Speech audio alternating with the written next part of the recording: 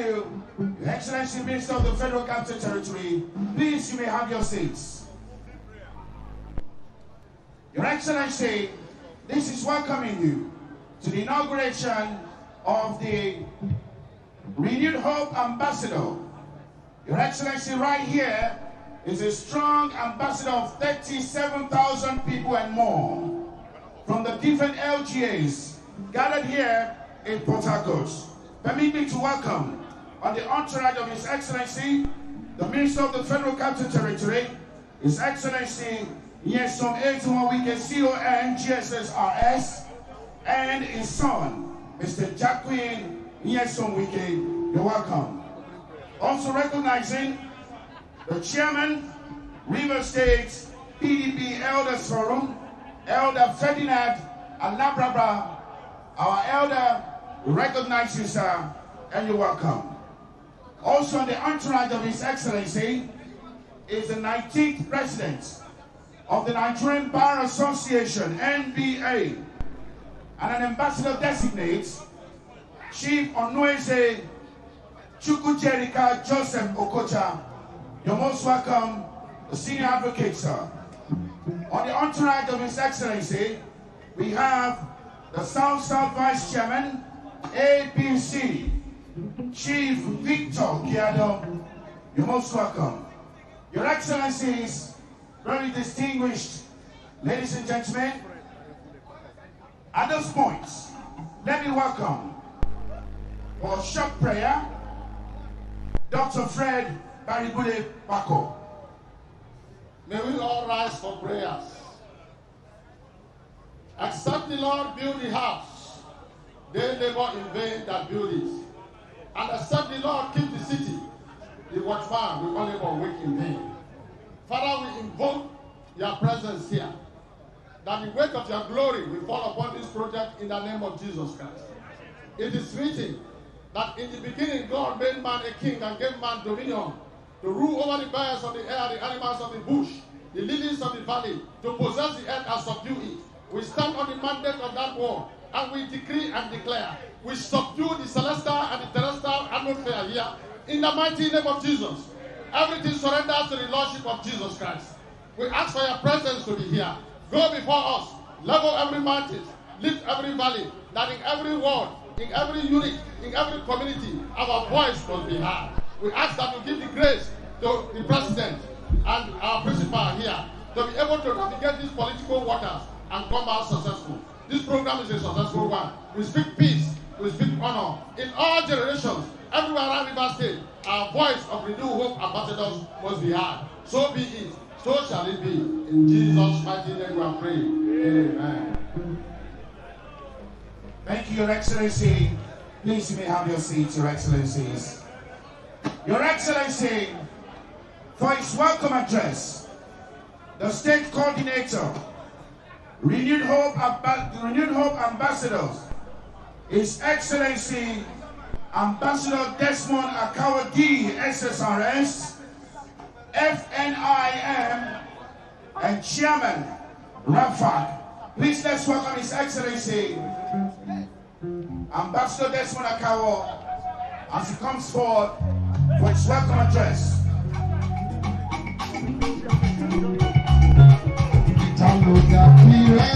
All committee chairmen,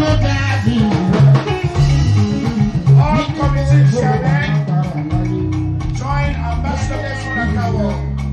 All committee chairmen, join him.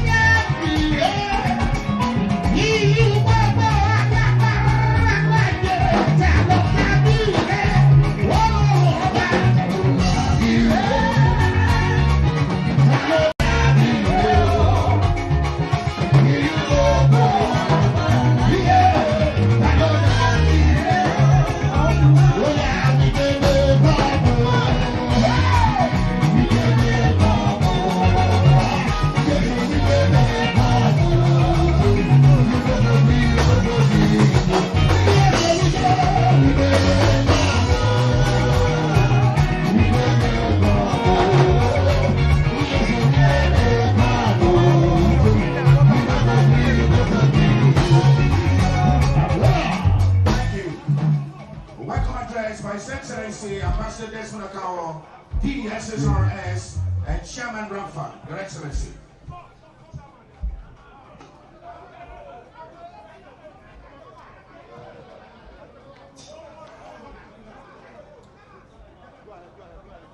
Renewed hope! Renewed hope! Tinubu is our president.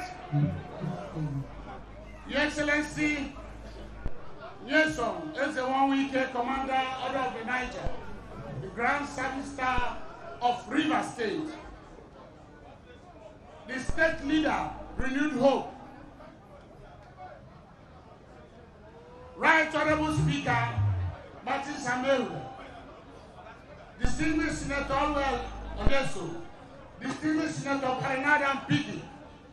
The chairman of the River State Elder Forum, Chief Ferdinand Alabrava, our leader, OCJ Okocha, other distinguished sons of River State, local government chairman, party chairman, the women of the New Rivers Vision that are always there for us. Your Excellency, we are here because you have made it possible for us to come today. We are talking about renewed hope. When nobody believed it, you told us that this is where to go. When everybody thought we will be heading towards the Adamawa area, he said no. Anybody who cannot give appointments, you are not for that person. At a point we were heading to Anambra, you said no, that you do not believe on social media politics. You looked at your crystal ball. You said we must go to Asiwaju, Bola Ahmed Tinubu. And that is why we are here today. And Rivers people believe you. If we believed you when we were not sure, today everybody is singing on that song. You were really the Nostradamus of our time. You told us we had to go. And today is a fulfillment of that. Your Excellency, I would want to really apologize to our people for the mammoth crowd and the way we have displeased them. Very uncomfortable environment. We had actually planned for the stadium, but the governor of the state denied us that stadium. But we are here today. Your Excellency, we want to thank you. You have made Rivers people proud. You can see them in their numbers. When people talk about renewed hope, what is renewed hope? We had a point in time when the country, there was hopelessness and we had disrepair. We had a situation where we called a Methodist regime. We had a situation where nobody wants to relate to Nigeria. Our currency was oscillating and the filling stations were down. Nobody was ready to believe in us, no investor. A man, Bola Ahmed Tinubu, took the plunge and said, I will go for this job. And a man who got himself prepared, he said he's prepared for the job. And immediately he came on board. He said, this job is not for ice cream sellers, that this job is for those who are prepared. And immediately he set the ball rolling and he was able to talk about our petroleum issue. We have few people who are making this country to death. But today, we can see the good news. Your Excellency, we thank you. Do we talk about employment? When you took the decision for River State and made you the Minister of FCT, the ripple effect of that is a number of our sons and daughters that are today working at the federal level. Your Excellency, we owe you nothing but to pray for you. We will continue to stand by you. Since we believe that anything you say, at the end of the day, will get a result. We will believe you, we will follow you. Your Excellency, on behalf of our brothers, the 23 coordinators from the AGS and the 3 from the Senatorial District that are available for this program today, we want to sincerely thank you for making available an office for the Renewed Hope in River State and providing 26 buses for the Renewed Hope in River State. Thank you and God bless you, sir. All the speeches, 2 minutes, 2 minutes, all the speeches, 2 minutes. Please may I invite all the council chairmen, please come to the podium. You have no business at all.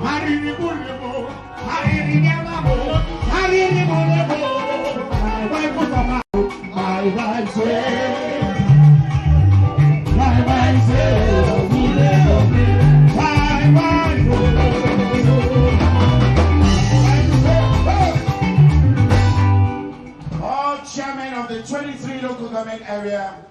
please come forward. The Goodwill message will be delivered on behalf of the local government chairman by the chairman of ALGON, Association of Local Governments, Nigeria River States, Sir Already Hunda, the chairman of ALGON. All local government chairmen, please come up stage now for your Goodwill. 2 minutes each. And next, all party chairmen, all LGA party chairmen, come forward. All LGA party chairmen, come forward as well. Get ready.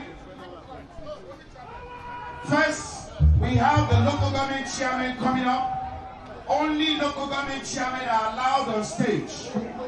The chairman of ALGON and the chairman of VAGA, Sir Already Hunda, will speak for 2 minutes on behalf of all the local government chairmen. Mr. Chairman, sir.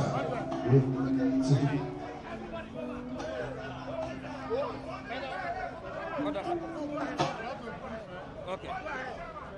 Your Excellency, Chief Barrister Nyesom Ezowike, the former governor of River State, and the Honorable Minister of the Federal Capital Territory. Your Excellency, may I kindly plead for your permission to adopt the already well-established protocol. Your Excellency, on behalf of the Council Chairman of River State, we want to thank you for all that you have been doing for River State. Your Excellency, we also want to plead with you to extend our greetings and our profound gratitude to His Excellency, the President of the Federal Republic of Nigeria, for all the good things he has done in our dear state, for all the political appointments that he has given to our people, for all the projects,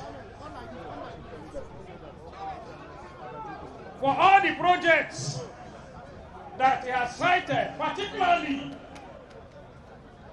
the Bodoboni Road, which our people can travel freely from Port Harcourt to Bonny now.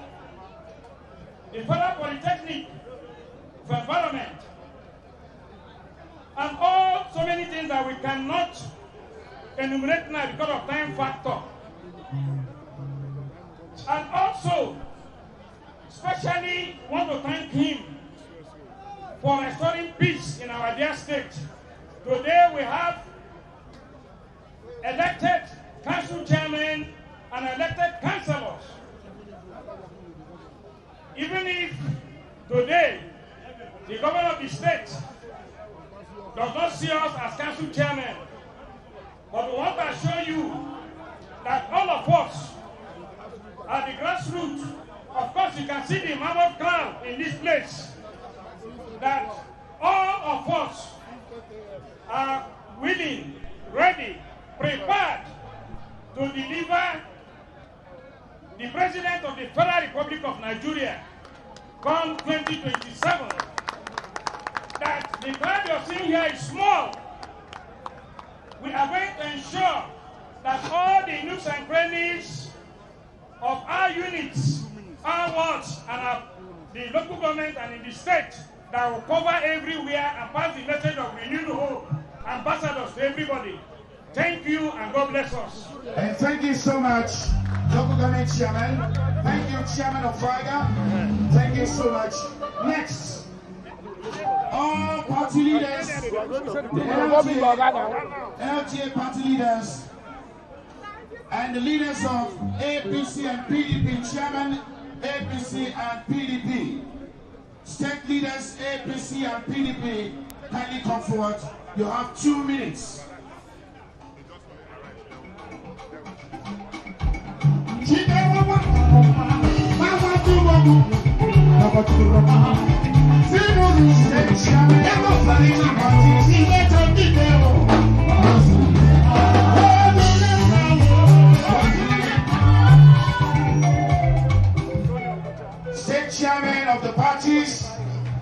led by APC Chairman, Chief Tony Okocha, and the Chairman of the People's Democratic Party, Honorable Chukwemeka Aaron, and all local government party chairmen, coming up next. After this, APC and PDP, Rainbow Coalition, is coming up next. After this, all federal appointees will be coming up after the party chairman, APC, PDP. All party chairmen, APC, PDP, state party chairman, Tony Okocha, and Honorable Chukwemeka Aaron, and local government party chairman, APC, PDP. You have 2 minutes.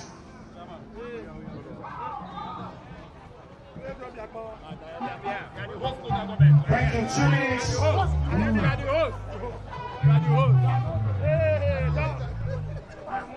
You have 2 minutes, please. Honorable Tony Okocha will be speaking on behalf of all the party leaders, APC, PDP. Honorable Tony Okocha will be speaking for just 2 minutes.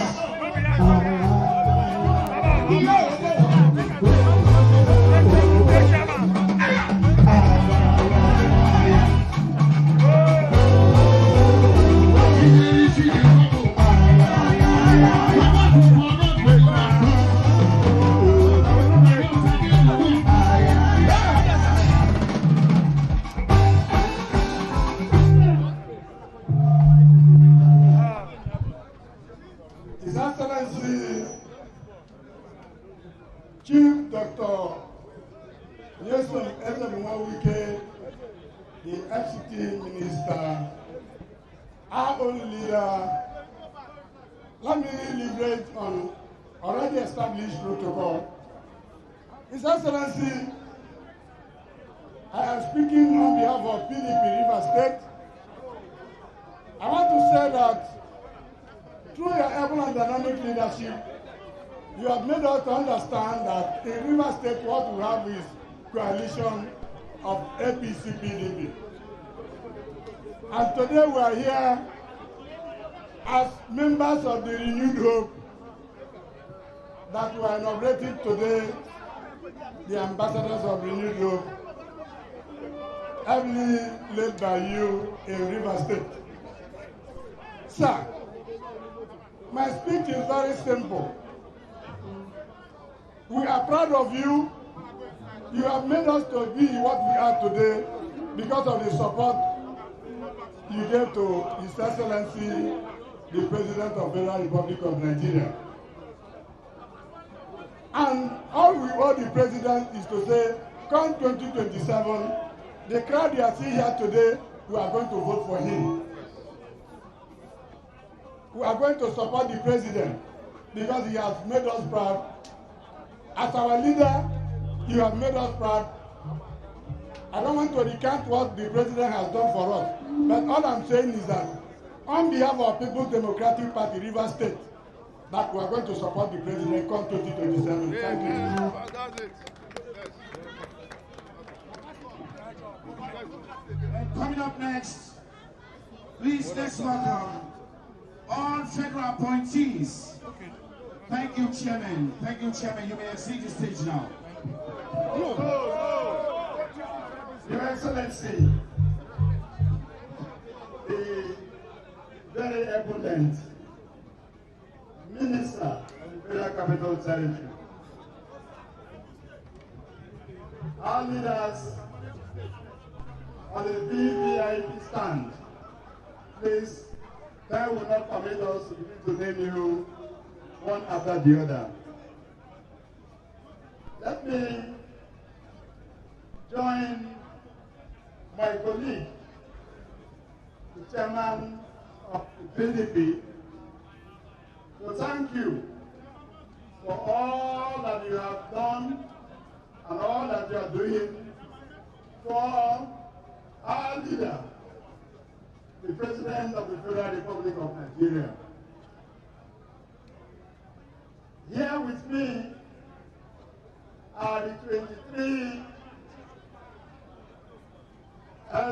chairman of our great party, the All Progressives Congress. And we're here in our numbers to assure you that nothing will be missing. Nothing will be missing in the 23 local government areas when the time comes. Thank you for bringing us together in this accord.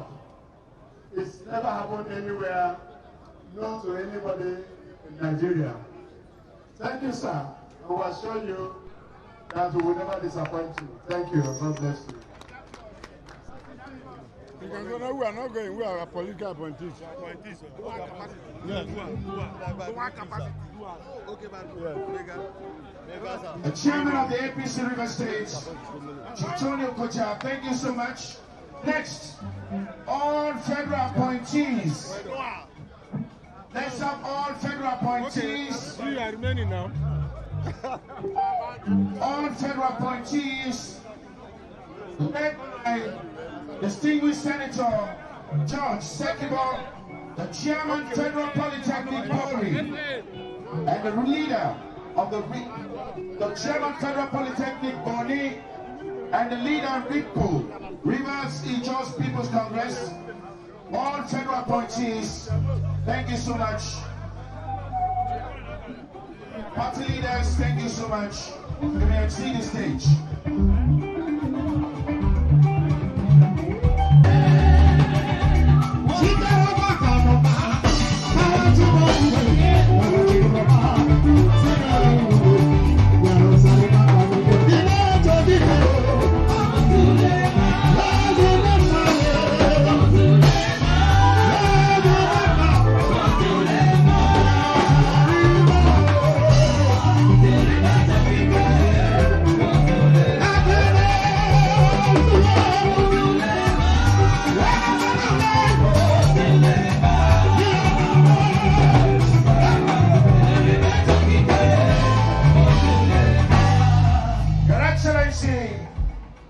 What you see now are federal appointees, and this is made possible by the magnanimity of His Excellency President Asiwaju Bola Tinubu.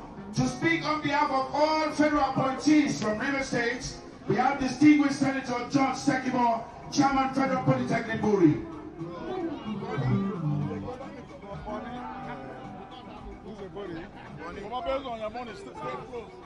Your Excellency, our leader, Chief Dr. Nyesom Ezewuwike, allow me to stand on already established protocol. Our leader, in 2022, when he prophesied that we need a president from the southern part of Nigeria. And when he brought the second verse of the prophecy, that it must be Bola Tinubu, and we are asked to follow. Your Excellency, we followed you without asking a question. What will be the dividend when we have won? Mr. President, after the victory and inauguration of Mr. President, today we are still counting. As at the last count, 45 persons from River State have been appointed into various categories of federal government offices. And this appointment cuts across all the local government areas of the state. Your Excellency, today again, on behalf of all of us who are working with you that are appointed to these offices, we have solemnly promised you and vow that we are following you whenever and whatever until we are able to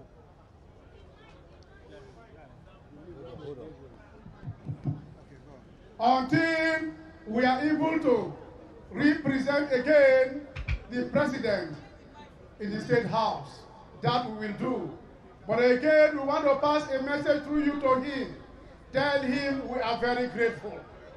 Tell him we are very grateful. None of us expected this appointment, but by his magnanimity, he has given this to us.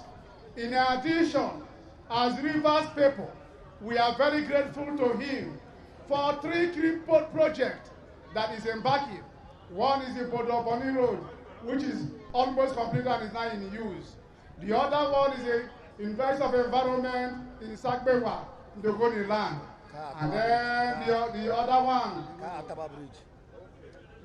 one, our chairman Tataba Bridge, that one too is almost completed. And finally, East-West Road.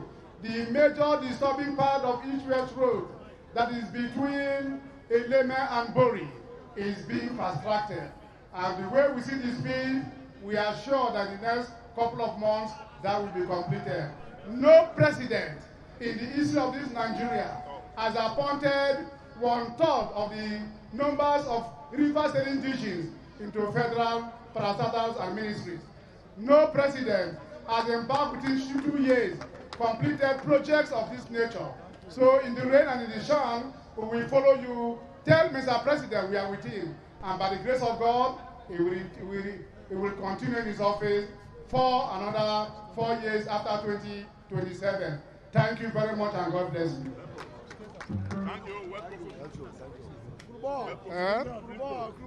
Your Excellency, next goodwill message from members of the River State House of Assembly, led by the Speaker of the River State House of Assembly, Right Honorable Martins Chike Amewule. All lawmakers in the River State House of Assembly, led by the Speaker, Right Honorable Martins Chike Amewule.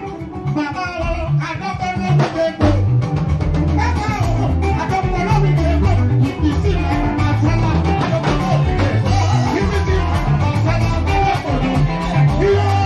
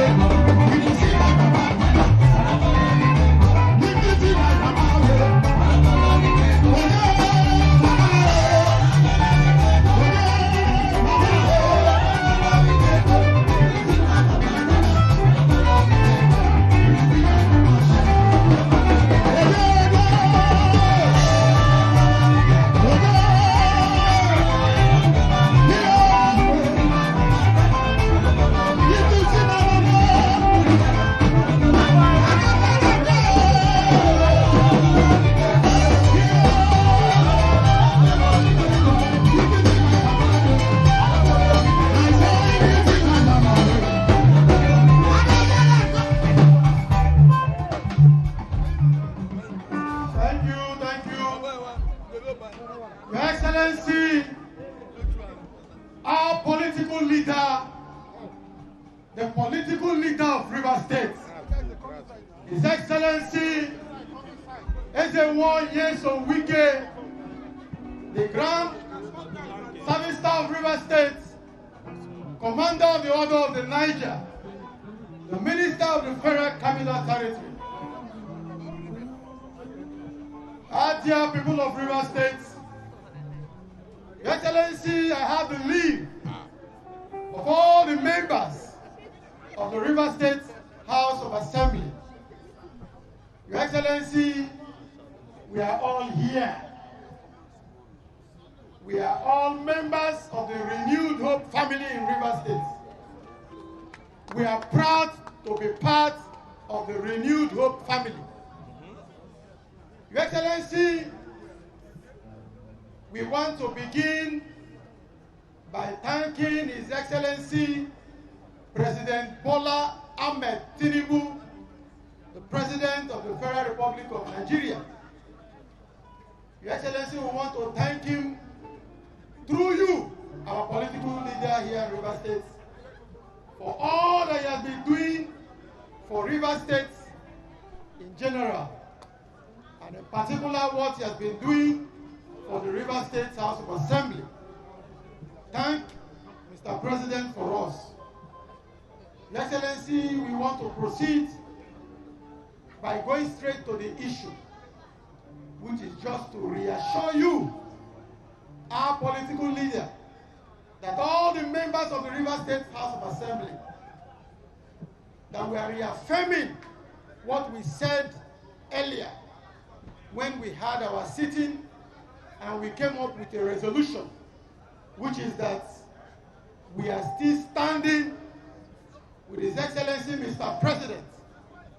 We are still reaffirming our position that we are still calling on him to run for a second term in office.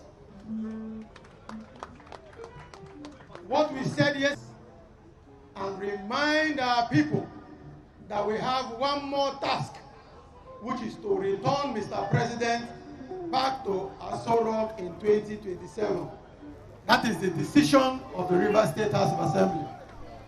Your Excellency, we want to inform you that ever since we made that declaration, we have been moving around our various constituencies. And we want to tell you that the feedback we are getting from our people is indeed reassuring. Rivers people are on daily basis confirming to us that they are with Mr. President and that there's nothing to worry about. And I want to say, Your Excellency, our dear leader, that when the time comes, what we did in 2023, we will do even better. The votes that Rivers people gave to Mr. President, we will do even better in 2027. There's nothing to worry about. All the members are here, very energetic, both those that are in PDP, those that are in APC, both those that are men, those that are women. In fact, in the house, we don't have women. All the women are men. They have all agreed that we are one family. Everything we are doing as a family. We want to assure you and assure Rivers people, we will not disappoint Rivers people. All that we have said we will do, we will continue to do. And Rivers State will continue to be peaceful.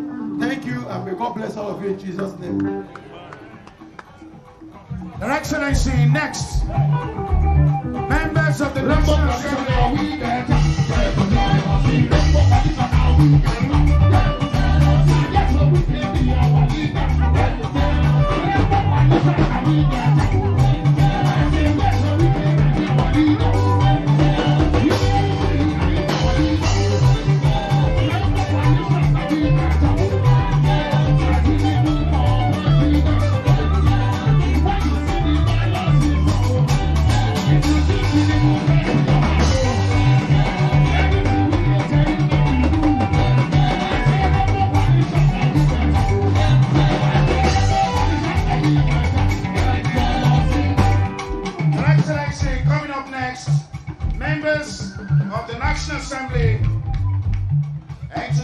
on behalf of members of the National Assembly is the member of the Nigerian House of Representatives representing the good people of Obiako Federal Constituency and currently the minority leader of the House, Honorable O.K. Chinda.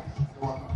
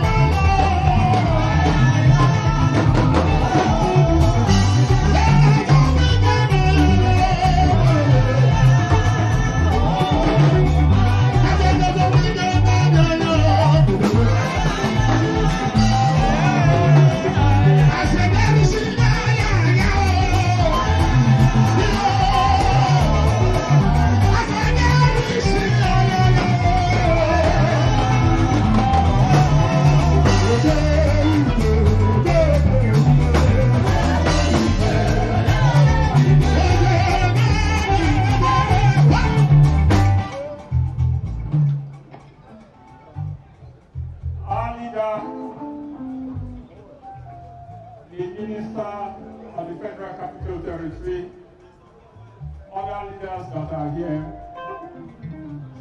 on behalf of the National Assembly caucus here, we ask the minority leader of the House of Representatives to speak on our behalf. Stop. Your Excellency, our leader, the leader of River State politics, leaders here present, our Lord spiritual and temporal. Your Excellency, here gathered are members of the National Assembly cutting across political parties. In the National Assembly, we have APC members, we have PDP members, we have members from the Labour Party. And we stand here as a caucus to say thank you to our leader, thank you to the President of the Federal Republic of Nigeria. You sent us to Abuja to ensure that we speak and represent River State and bring back the dividends of democracy to River State. And exactly that will we do over our personal interest. Let me tell you that even the names contained in the list of River sons and daughters that have been given federal appointment is incomplete. We have much more than what we have on the list. And we are still expectant that we will get more. Having achieved this, what will Rivers people ask us to do? We are saying, Mr. President, we are grateful to you. Be rest assured, politics in River State is, if you give me, I give you. If you fall for me, I fall for you. Mr. President has given to River State. River State will give back to him. No be so?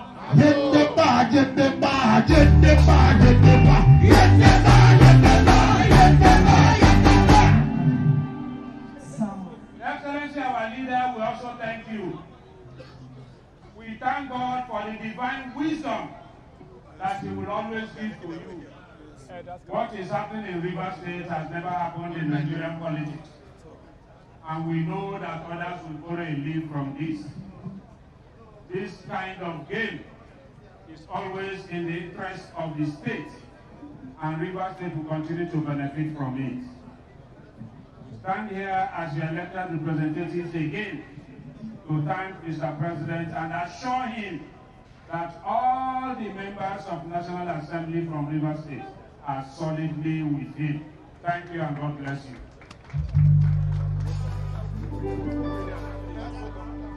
And thank you so much. Very distinguished. Thank you so much. Your Excellency, to speak next.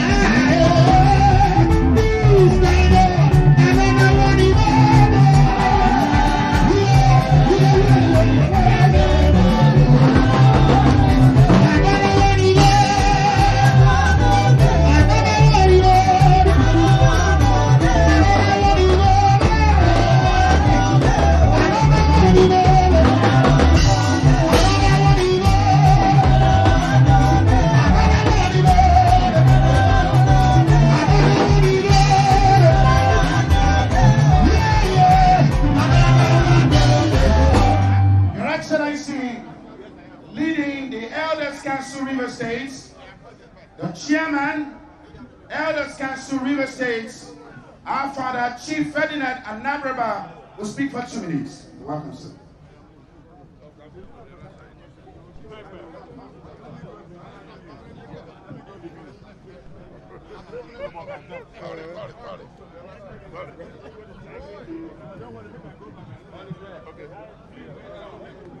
Your Excellency,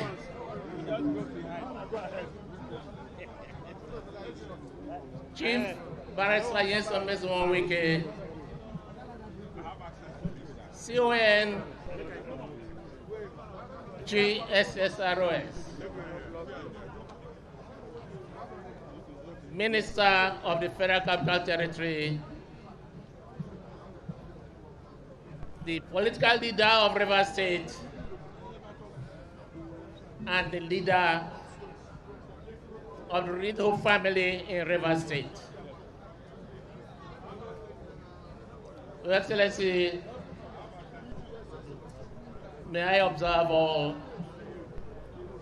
established protocols. Your Excellency,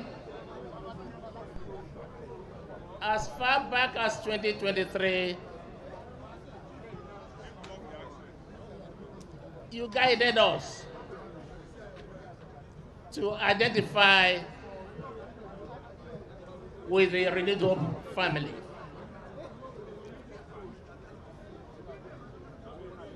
At that time, we were in one party, and it was a decision that nobody was sure how it will turn out. But as futuristic as you are, you saw what was to come and said that was the way to go.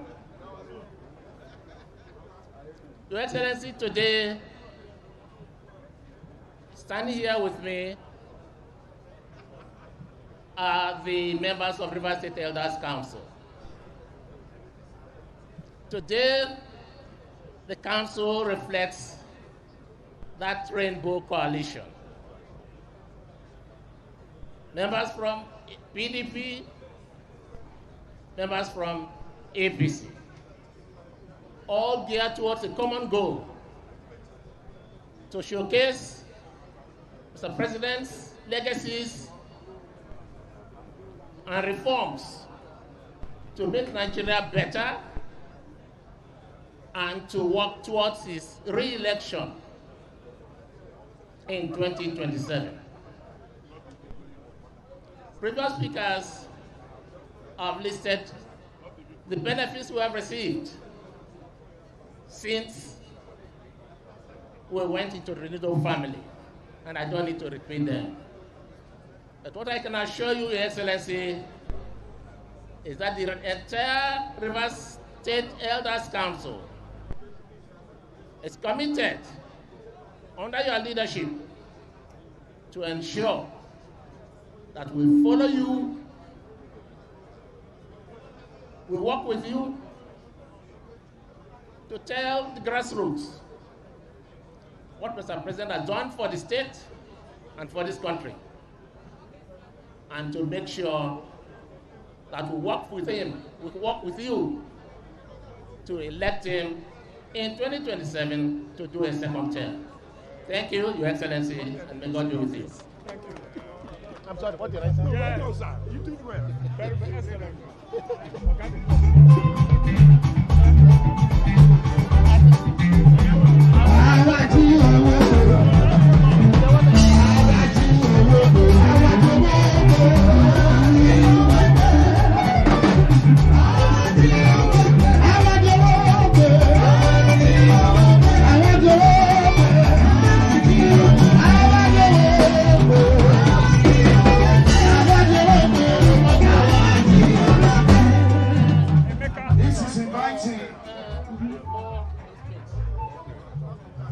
Ambassador. All LGA coordinators and Senatorial district coordinators We have to go back. will be inaugurated shortly. May I respectfully ask our elders that we want for you to exit the stage so as to decongest the stage. Thank you, our elders. All LGA coordinators and senatorial coordinators of the Renewed Hope Ambassadors come forward for the inauguration.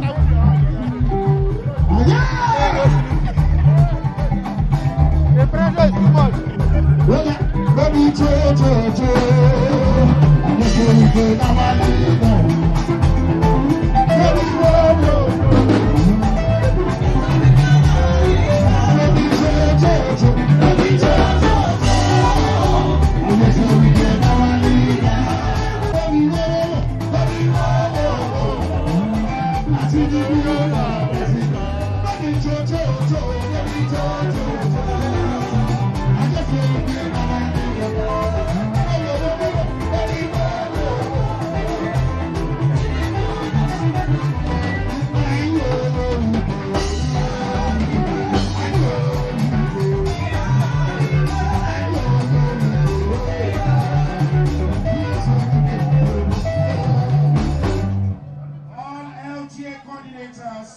And senatorial coordinators come forward for the inauguration. His Excellency Ambassador Desmond Akawo, DSSRS, and River State Coordinator Renewed Hope will do the inauguration.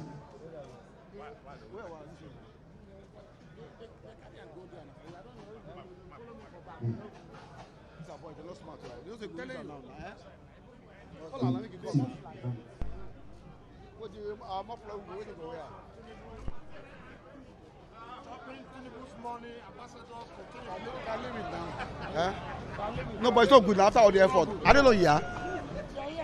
Let's tell them to come now. They're going to follow you for that.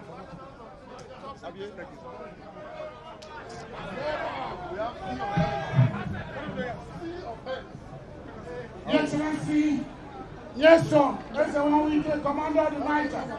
The time has come to inaugurate the Renewed Hope Ambassadors at the 3 senatorial districts and the 23 local government areas. These are people who are going to carry the message of what Mr. President has done in River State, and they will be able to identify more grounds to be broken. Your Excellency, by the power conferred on me by the state leader of Renewed Hope Ambassadors, may I this moment inaugurate the 3 senatorial districts. Rivers West is Prof. Felix Obua Alagora. Yes, so we can tell me something. Yes, so we can tell me something. Yes, so we can tell me something. For Rivers East is the Fikachiri, Boma Iaye. For Rivers Southeast is our leader, Marcus Lechi. These senatorial coordinators will coordinate activities within their senatorial districts, and they will be able to manage all the LGA coordinators. And for the LGA coordinators, Your Excellency, for the want of time, they are all in the program, led by the one in Abu Odua to the last one from Thai local government. They are the apostles, and their message, their journey is to go to the new advantage of this our place, awaken the consciousness of River people of what Mr. President has done. Pass the messages to our people and tell our people that whoever has done well for you, the only way to pay him back is to call him back to complete the job 2027. By that power, Your Excellency, they are hereby inaugurated. Thank you.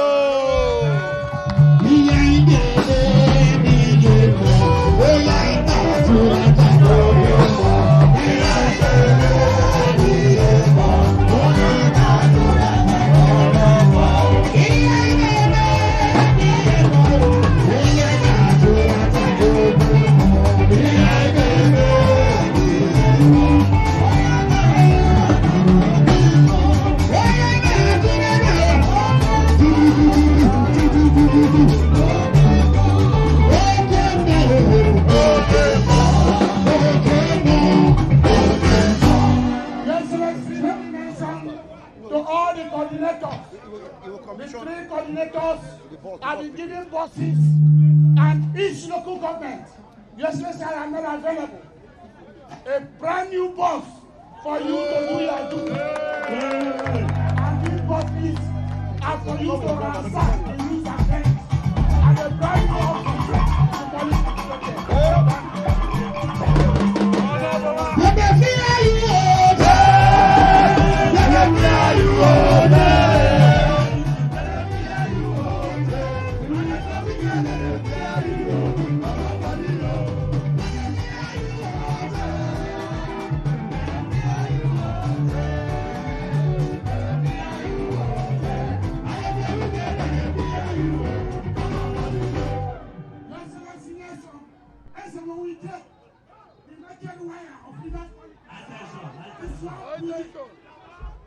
Please, because humility, invite you to come and speak to your people.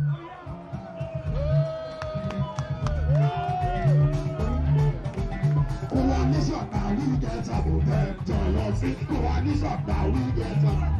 I say coalition now we get up. Coalition now we get up. I guess what we can be the leader. I guess what we can be our leader. Say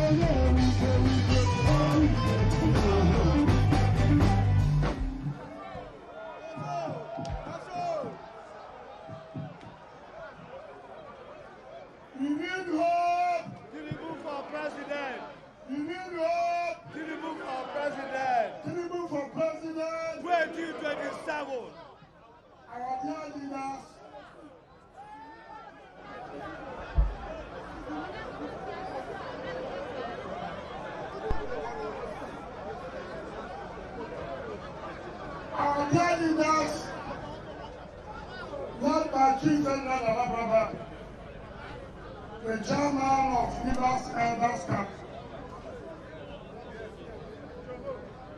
and members of the Elders Council that are here,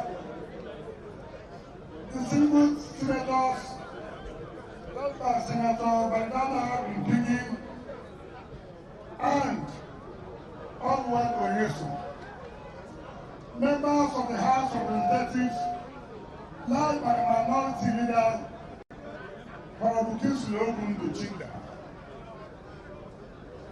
Our dear Speaker, the Speaker of all the speakers, and they are very courageous members and dependable members of the State House of Assembly. Our dear party chairman of APC at PDP at the state level and at the local government level. Our dear grassroots leaders, the council chairman and the councillors and the vice chairman led by the mayor of Port Harcourt, Honorable Goodwill Ihunda. The coordinator of the New Hope Ambassadors of Rivers State and the coordinators at the state level, led by the state ambassador Desmond Akawo. All the federal appointees here, led by our brother Senator George Thompson Sakibo. Our young New Rivers women and the New Hope Ambassadors women that are here. Our dear youths, our dear mothers, our dear sisters, let me salute all of you that have come out here since morning for this inauguration. First of all, let me thank the coordinator of the state of the New Hope Ambassadors for what you and your members at the local government level, what you've done, and the senatorial districts led by Boma Yaye, Marcus Ndeji, and Felix Ogua Alangora for this massive mobilization that you've done today to inaugurate coordinators of the Rivers, the New Hope agenda in Rivers State. This is the first this country. We challenge any state to come and do the same thing we have done. Capacity.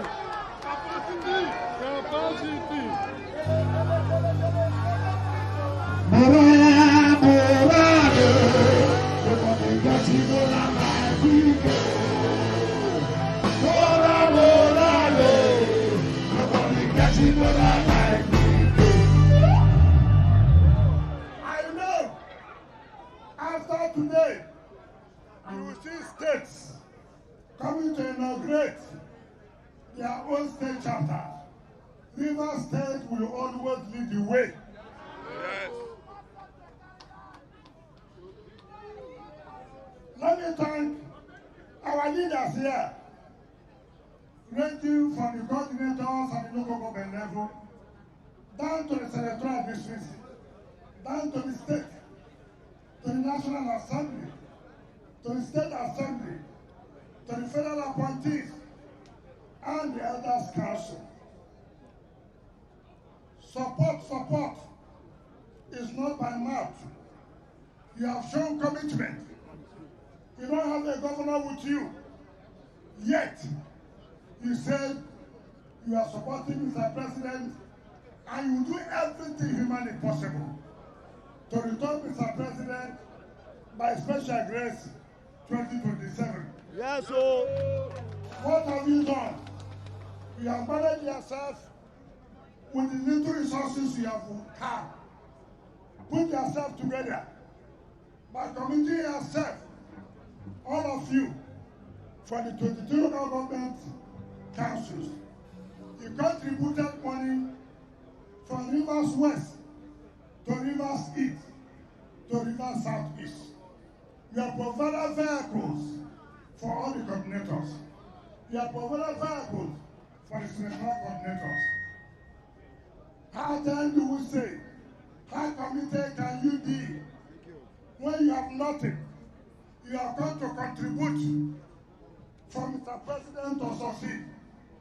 And I do know that wherever Mr. President is today, is watching your program to know those who are really committed to the Renew Hope ambassadors. Oh, yes. Look at the vehicles there. You don't need 600 billion naira. You don't need it. All you need is commitment. And you have shown it. What you have done today, let me remind you, will bring a lot of envy, will bring a lot of hatred. Don't mind her. Be committed and continue to support Mr. President.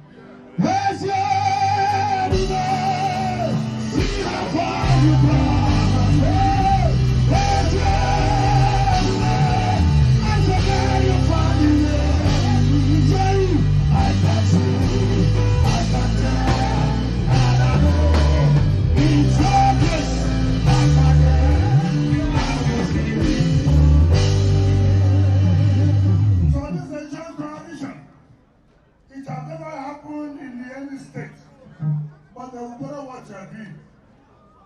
But we have led the way. As usual. Let me say, I told Mr. President to supporting the Joint Coalition to produce the candidate for February 2021 state constituency election. Mr. President has given the Joint Coalition to make sure in Canada Constituency 2 will support Mrs. Lolo. In Ahuda, State Constituency 2 will support Napoleon Caribe. So this is the candidate of the Joint Coalition. Wherever you are, these are the candidates you will support for February 2021 election. Remember, I told you when we came to the federal local government for Thanksgiving, I did say to you, by January, we'll start to play politics. Now the time has come, and we are starting the politics. And everybody, go home whether you are PDP, whether you are APC, whether you don't belong to any political party, but you're a member of the Joint Coalition, go and vote for these two of our candidates come February 21st, 2026. Do you hear what I said? Are you going to vote for them? Are you going to return them? In Ghana Conference 2, in Ghana Conference 2, in Awuda East Conference 2, we are not quarreling with anybody, except those who are quarreling themselves. We are here, we will never disappoint you. We will tell you the truth and nothing but the truth.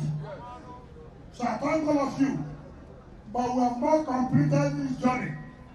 We must go and make sure this inaugurated word by word, unit by unit, and we will take a date to make sure we inaugurate them.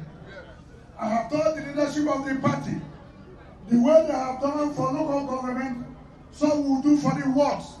We must provide vehicles for each of the wards on the program. Since the mama born them, they never sabi. Since the papa born them, they never sabi. Since the mama born them, they never sabi. So nobody should be intimidated. We are here to support you. The members of Elders Council have agreed to make more commitments to make sure each ward gets a boss, to make sure the campaign for the New Hope agenda is being realized. But the TVC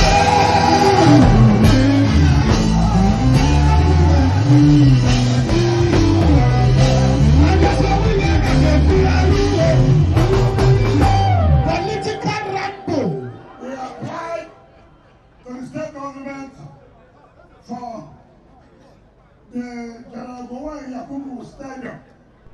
They refused us. But let me say, next time we will do this. If you don't approve it, we will break it by force.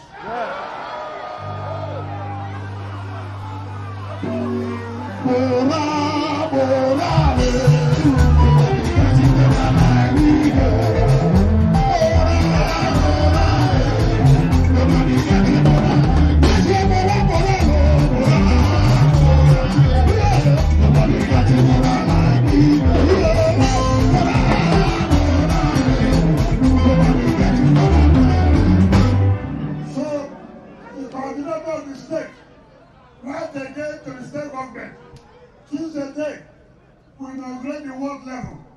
I want to say to everyone to hear, enough is enough. We are all from River State.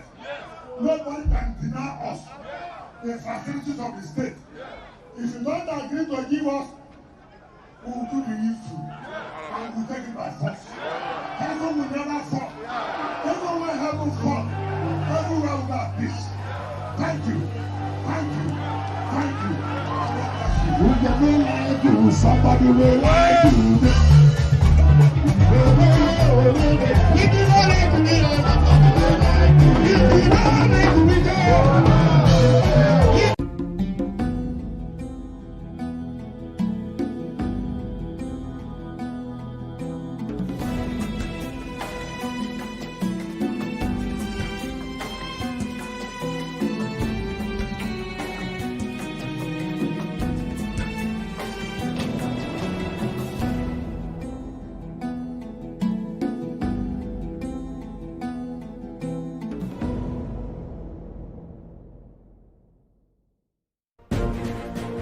Welcome back from the live telecast.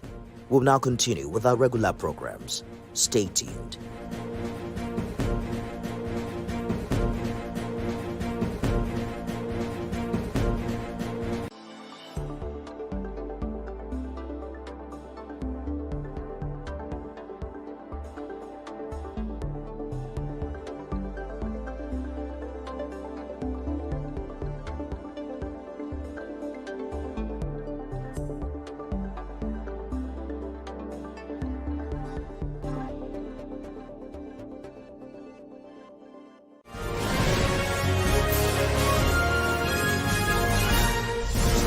to institute a legal action compelling him to run the affairs of the state from the government house in Umuahia instead of his residence in Ovoze, Isialangwa South. Now, speaking during a media chat in Umuahia, the governor dismissed the move as mere noise from the opposition. He added that he is unperturbed by the threat and is ready to face any legal challenge, saying he's waiting for former governors Orji Kalu, Theodore Orji, and Okezie Ikpeazu to take him to court. I'm waiting to be sued. My lawyers are prepared. I've looked at the Constitution. I didn't find where there's a provision that I must live somewhere. And I know that Abia people are not interested in where I live. They are interested in the work I do. But then the state in which they left the government house was not such that I could have lived there. So I'm sure you are aware that reconstruction is going on in both the governor's office and the residence. But I don't owe them that explanation. And back here in Lagos State, chieftain of the All Progressives Congress, Samuel Ajose, has held a consultative meeting with traditional rulers and party leaders in Ekpe Division, focusing on the 2027 governorship election. Mr. Ajose praised President Bola Tinubu's policies, stating that they have brought relief to Nigerians. Mr. Ajose's engagement with traditional rulers and party chieftains underscores the party's commitment to inclusive governance and grassroots mobilization. What we have come to do here today is to come and pay another courtesy visit to our father, Alara of Ilara. I have a very good relationship with him. And then as part of our consultation towards the 2027, we came here to remind him that we are still consulting, and we also came here to seek for his prayer, to seek for his blessing, which we have come here to do today. And as everybody can see, we have received that blessing that we needed from him. And like I said, let's leave everything to God for 2027. I'm highly happy to have received people of Badagry. Badagry is my second home. So I'm happy to receive my people. Like I was in Ibejuleki the day before yesterday.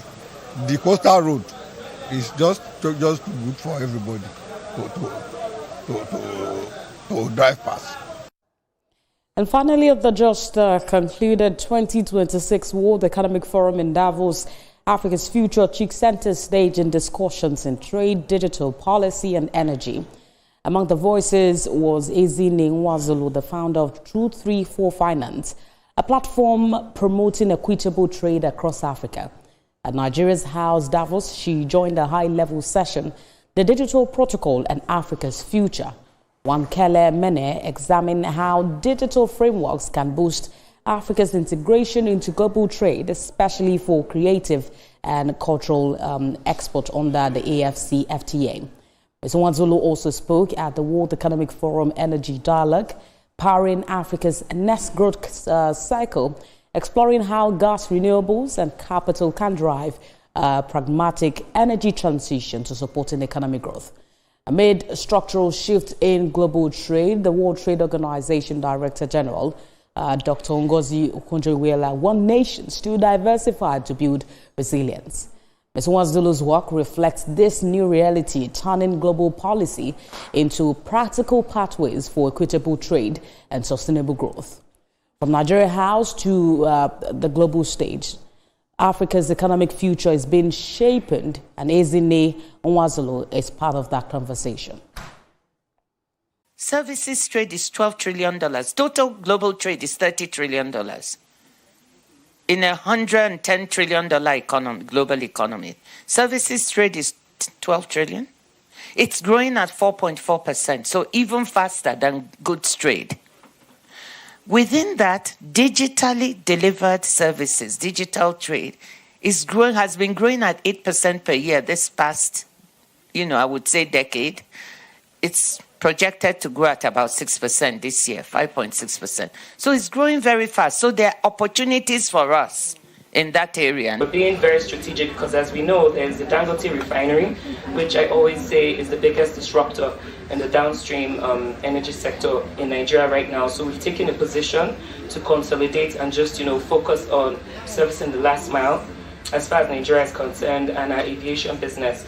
So LPG is, under the Nepal retail business model. We're going to be serving the LPG market, helping people transition from more, dangerous, high carbon emission sources to cleaner sources. That's it on TVC News at 4. For more updates on the stories we're monitoring, you can visit our website on www.tvcnews.tv. You can also follow us on our social media handles, Facebook, Instagram, and on X at TVC News, and on YouTube we are live at TVC News Nigeria. Up next is Sport Text. I'm Olamide Ademi. Thanks for watching.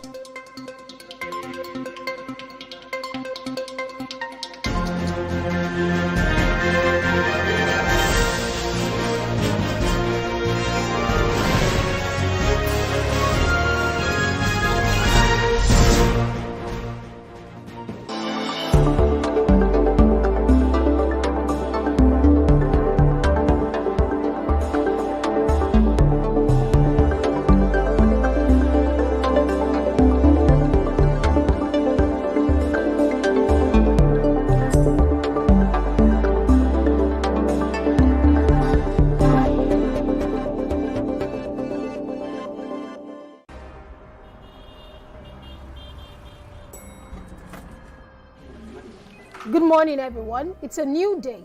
Veronica, where are you at this time? I am here. I'll see you in 5 minutes. Hi, Olamide. Hey, guys. I'm just at the rooftop, keeping my finger on the pulse and my eye on the street. Hey, Toma, good morning. Hope you're up and ready for the show today. Yeah, I just got to the office now. Have you contacted Abuja? Hello, guys. We are set and right on our way to the studio. And the guest is standing by. Hi, Ria. I'm almost ready. Just let me get my glam for the show. Good morning, Ibrahim. What about the dailies? I just grabbed the papers. I'm on my way. Good morning, guys. Hey. Right. Nobody knows how the day will go, but every day starts with breakfast. Start your day right here on TVC Breakfast every weekday from 7 a.m. only on TVC News.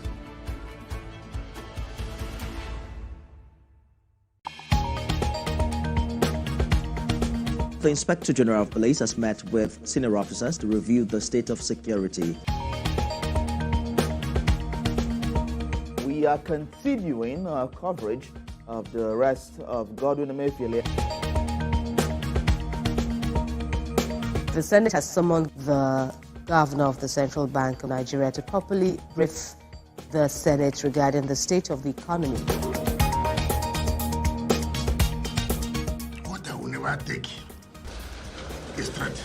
Let's now bring you more developments from Ibadan, the Oyo State capital, where an explosion has taken place. Tell us about this incident. TVC News. First with breaking news.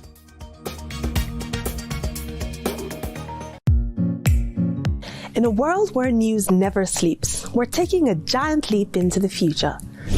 We at TVC Communications are proud to introduce a new era in news broadcasting. But first, let me introduce my special friend, Olamide AI. Hi, Olamide Human. Is it time to come out yet?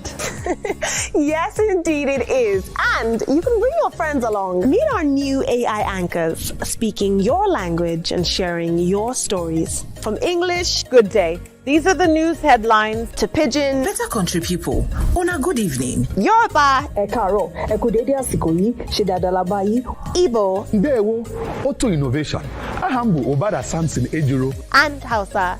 Mutane na sanar da zuwa, sunana Raki Abdulkarim kuma kana kallon TVC News. We are bringing the news closer to you. Faster, smarter, and always reliable. And together, we are shaping the future of news for every Nigerian, everywhere. Innovation, connection, and trust. The future of news is here. TVC News. First with breaking news. And now first in Nigeria with AI news anchors. I don't need to start worrying about rent. Every Nigerian deserves a place to call home, and the Federal Mortgage Bank of Nigeria is turning that hope into reality. From groundbreaking projects, policy initiatives to life-changing mortgage solutions, discover how FMBN is actualizing dreams one home at a time. Good evening and welcome to the program, everyone. Join us every Friday at 8:30 p.m. on TVC for the program Everyone Deserves a Home. Brought to you by the Federal Mortgage Bank of Nigeria, FMBN. Get ready to step into the heartbeat of your city like never before. Welcome to Events Diary, where every moment is a celebration. From the electric energy of Owambe extravaganza, to the richness of our culture, to the sophistication of corporate gatherings, Events Diary is your VIP pass to the hottest gatherings in Nigeria. And guess what? I'll be your guide, your style icon. Each week, join me as I transform from traditional chic to corporate sleek. Whether it's a birthday bash or a high-profile gala, you won't just see it. You'll feel like you're right there with me. Aww. From meetings to evening soirees, I'll be there. Or to the trendiest street festivals or to music concerts, Events Diary has something for everyone. So join me as we explore the vibrant tapestry of Nigerian scene, one event at a time.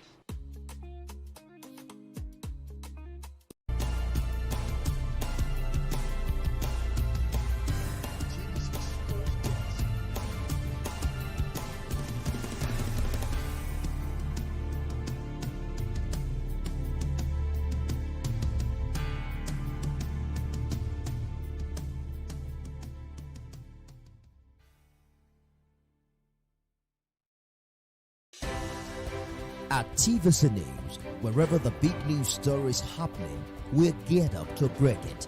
TVC News, first with breaking news.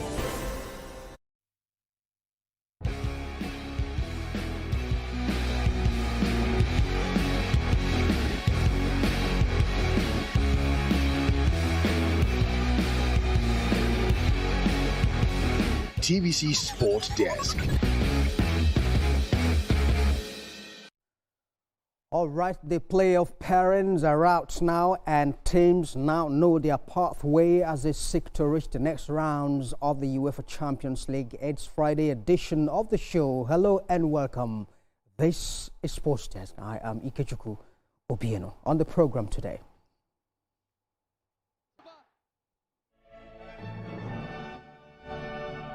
Newcastle United faced 8,000-mile round trip in playoffs as Liverpool, Arsenal, Chelsea, Manchester City and Tottenham get more clarity on their routes to the final.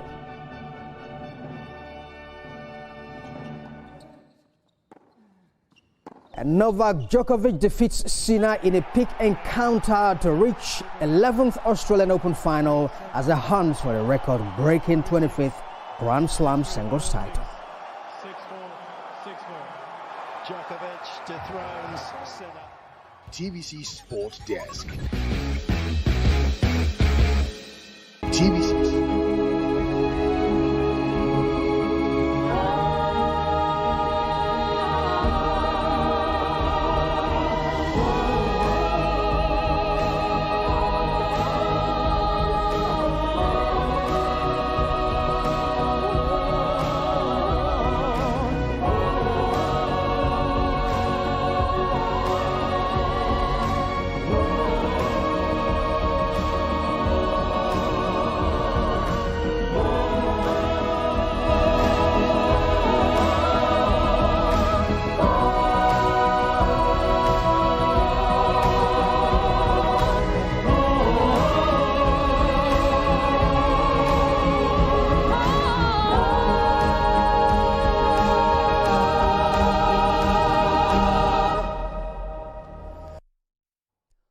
All right, let's begin with the Europa League. 19-year-old substitute Jamaldin Jimo, of course, with the Nigerian roots, scored a late winner as Aston Villa came from 2 goals down to beat Salzburg 3-2 and finish in the Europa League top 2 amid further injury problems for boss Unai Emery. In other results, Nottingham Forest thrashed Ferencváros 4-0. Scottish Giants beat Utrecht 4-2. Porto came from a goal down to defeat Rangers 3-1. Fenerbahce and FCSB shared the spoils. 1-1 it ended. Table leaders Lyon cruised past PAOK 4-2, and Panathinaikos held Roma to a 1-1 draw, while Real Betis edged Dutch side Feyenoord 2-1. Let's enjoy the highlights and come back with some more. Nearly took the lead. Villa back in the game.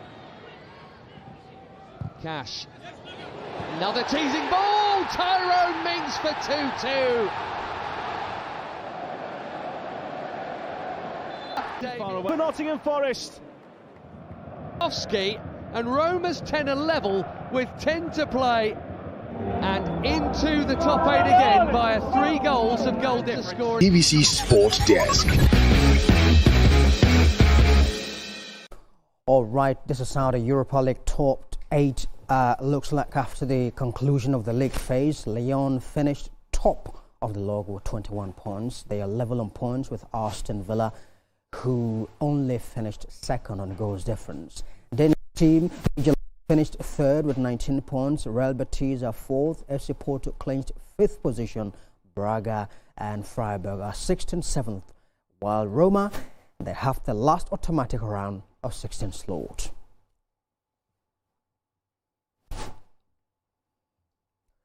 Well, the draw for the UEFA Champions League knockout phase playoffs have taken place today in Lyon, Switzerland. The ties feature several high-profile clashes, including the rematch between Real Madrid and Benfica, who faced each other in the final mid-March week of the Europa phase, of the league phase. The first leg of these ties will be played on February 17th, 18th of 2026, with the return legs scheduled for February 24th, 25th, 2026. The winners will now advance to the round of 16 to face one of the top 8 teams from the league phase: Arsenal, Bayern Munich, Liverpool, Tottenham Hotspur, Barcelona, Chelsea, Sporting CP, and Manchester City. Now, these are the playoff fixtures. Greek side Olympiacos will take on Bayer Leverkusen.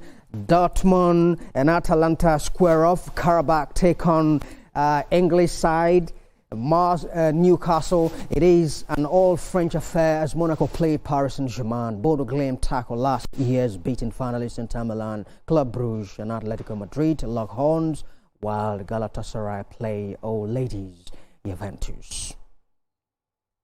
Well, at this point, let me bring in Jide Olugbode, former Brentford player, a man who played the game at the highest level, and Busola Akiyemi, of course, the football consultant. Both of them join me live from London to look at the parents. Let me welcome the two of you, of course, to the program. Thanks for coming along today. Thank you very much. Always a pleasure. Thank you, Ike. It's a pleasure to be on the show. Thank you. Well, let me start with you, Busola. Benfica and Real Madrid again. What sort of drama do you expect to see at a Bernabeu this time, Busola? I think when I was watching the draw, nobody expected Benfica to play Madrid, especially after what happened, that dramatic 4-2 win.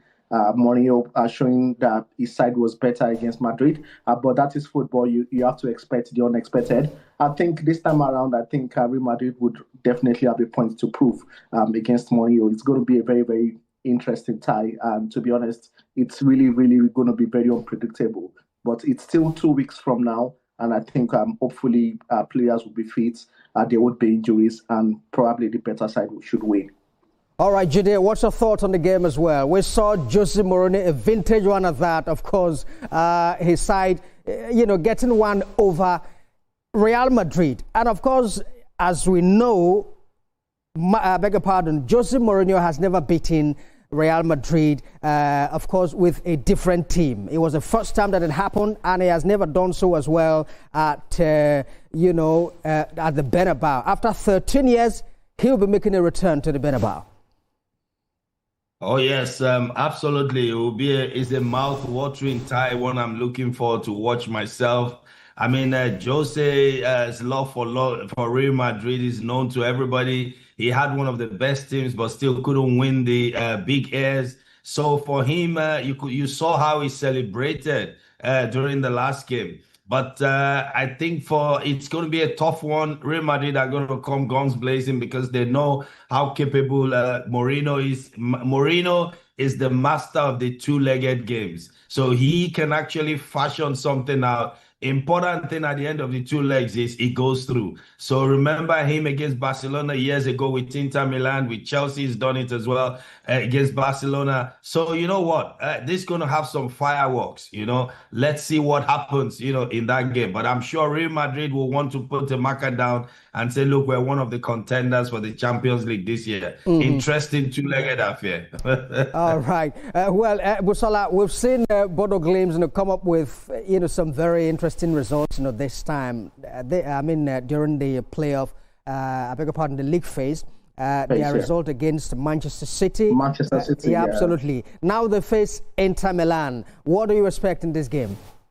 I think Bodo Glimt, they are the surprise underdogs that were able to make it to this playoff stage, especially after winning their last game and also beating Man City. I think with the Norwegians are probably a force to reckon with. My concerns is just the league not currently on. The Norwegian league doesn't start till March, and we know that Inter, they've been playing week in, week out. They play competitive games. So I think that's just my major concern. But they would be a force to reckon, we no doubt about that. They end this place with some very, very good victories in the league phase. So I think they deserve to be in this position to play Inter Milan. But fortunately, their league is not on, and they don't play competitive games till the 17th game when they need to play Inter. So that's just my concern.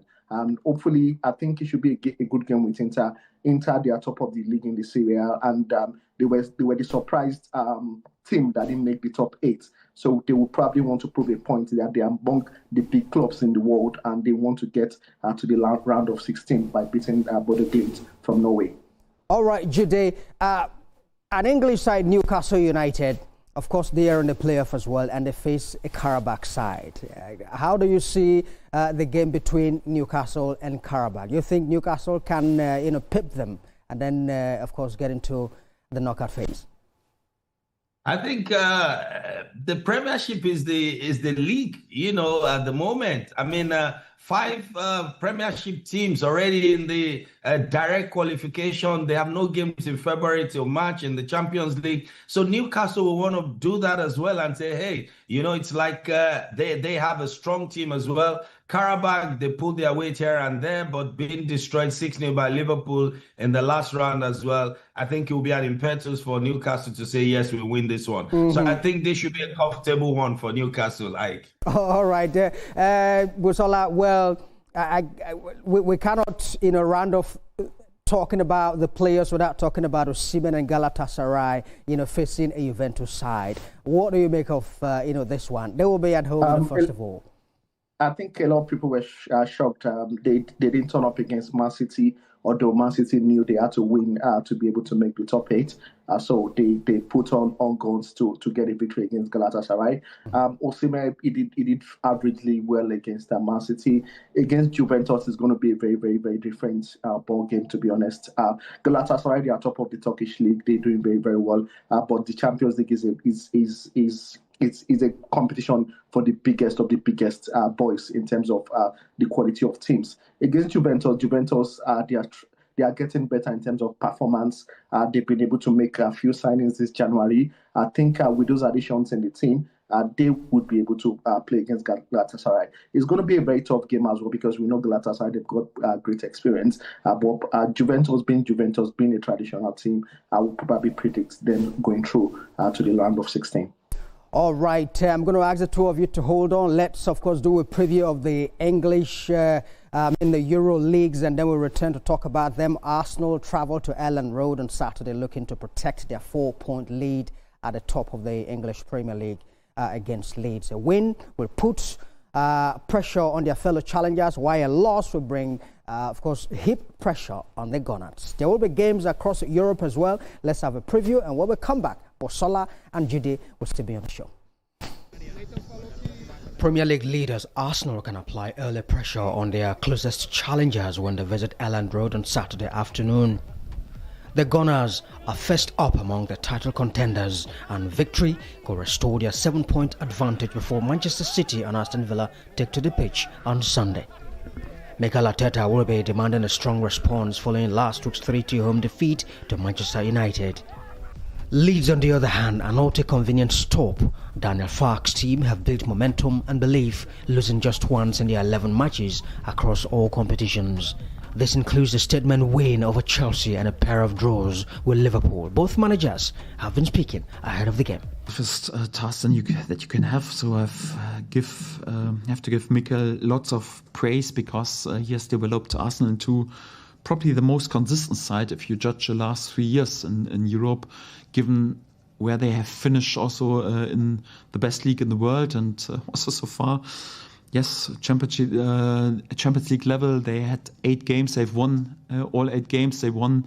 Moment to see him yesterday signing that deal in front of his family and his loved ones, and yeah, big credit to everybody that has been involved in that journey with him to bring him all the way to the first team, and especially in the manner that they've done it. And now we have an amazing talent that day by day I think we need to shape because it's so much there. In other weekend games, Brighton face Everton, Chelsea welcome West Ham to London in a derby. Newcastle will travel to play Liverpool at Anfield. Aston Villa play Brentford. Fulham will be away to rejuvenated United, while Tottenham will welcome Manchester City to their London stadium. In the La Liga, Real Oviedo will play Girona. Villarreal are away to Osasuna. Levante will be at home to Atletico Madrid. Barcelona will travel to play Elche, and Real Madrid will play Rayo Vallecano. In Italy, Pisa will play Sassuolo, Fiorentina will battle Napoli, Lazio will play Genoa, Inter Milan will be away to Cremonese, and Parma will entertain Juventus. All right, Jide and Busola are still in the house with us. Jide, unfortunately, we don't have as much time as we would love to have. Of course, you know, when you talk football, time runs as fast as a train. Well, let me ask this: Leeds United, they play host to Arsenal, and of course, you know what happens if Arsenal lose at the Elland Road. Oh yes, Leeds United, I think, is a tough one for Arsenal. Leeds have gathered momentum, not losing in 11 games, and Arsenal's last run of form, I think Leeds could put a damper on Arsenal's title hopes. All right, Busola, Manchester City as well. They are second on the log, very close. They face a Tottenham side. What do you think of that game, Busola? I think we know that City is on their 46 points. There are still 15 games to go. City is going to play a Tottenham side that they will grow from the confidence of making the top 8 of the UEFA Champions League.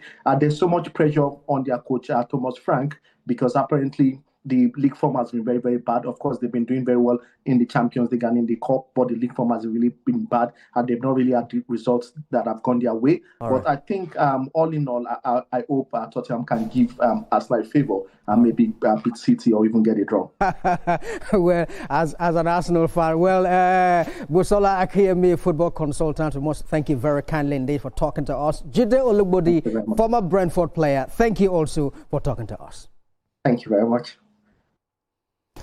All right, well, let's see, move away now from the English Premier League. It's been an interesting week of football in the Nigeria Professional Football League.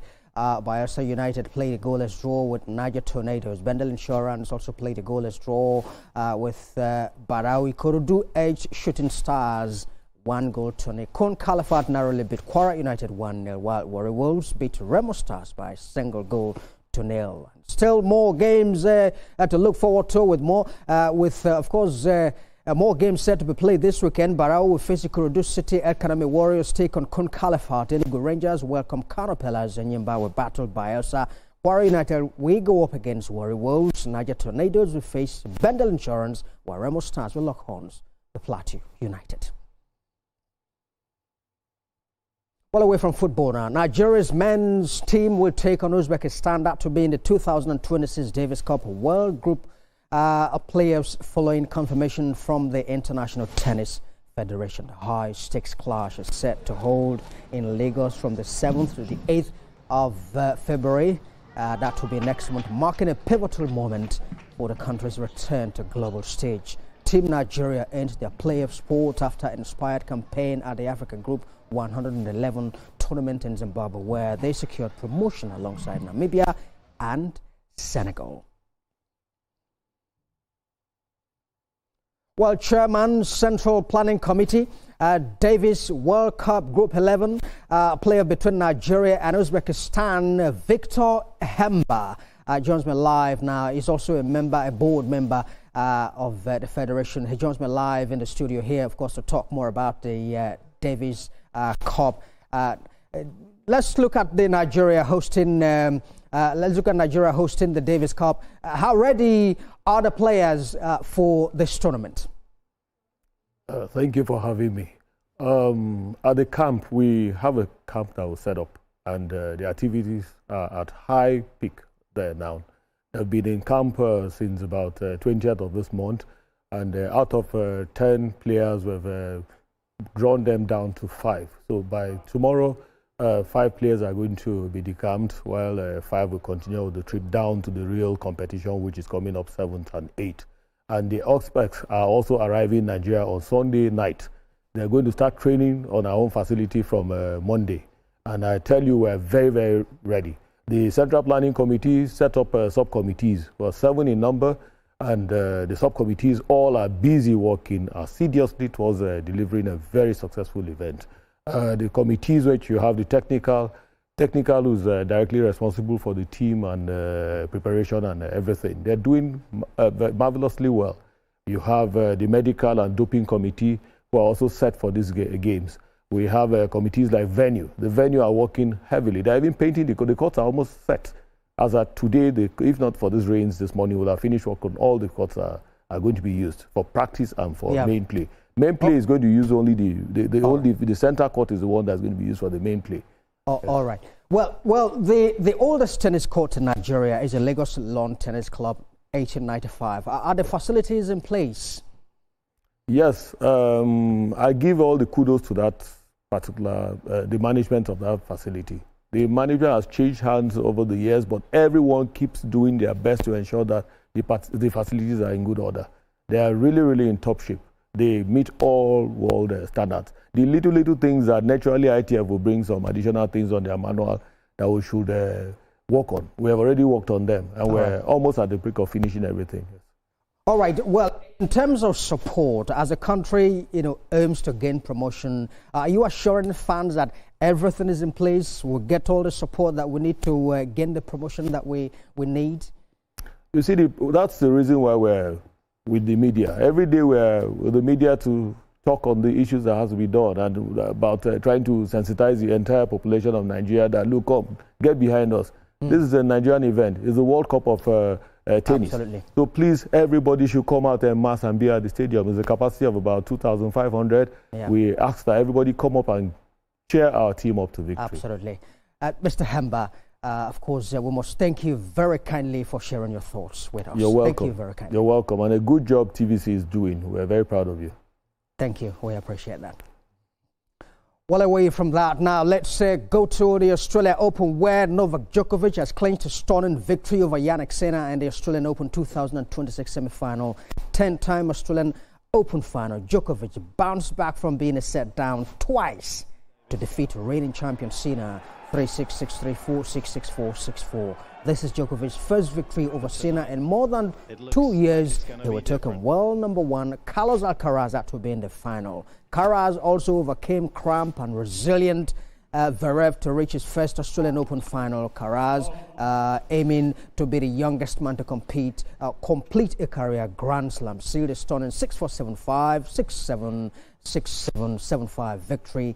Of course, in a roller coaster ride on Royal Lava Arena. Let's leave you with highlights of that and then return to give you the NBA.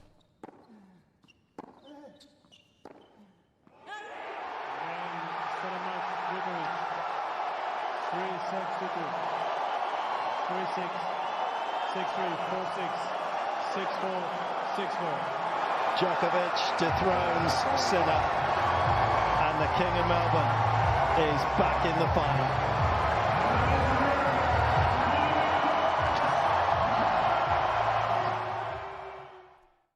All right, of course, Djokovic gets to the final again, looking for his 25th Grand Slam title. We wish him well.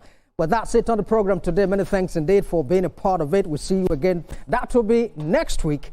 I am Ikechukwu Obienu. Bye-bye now.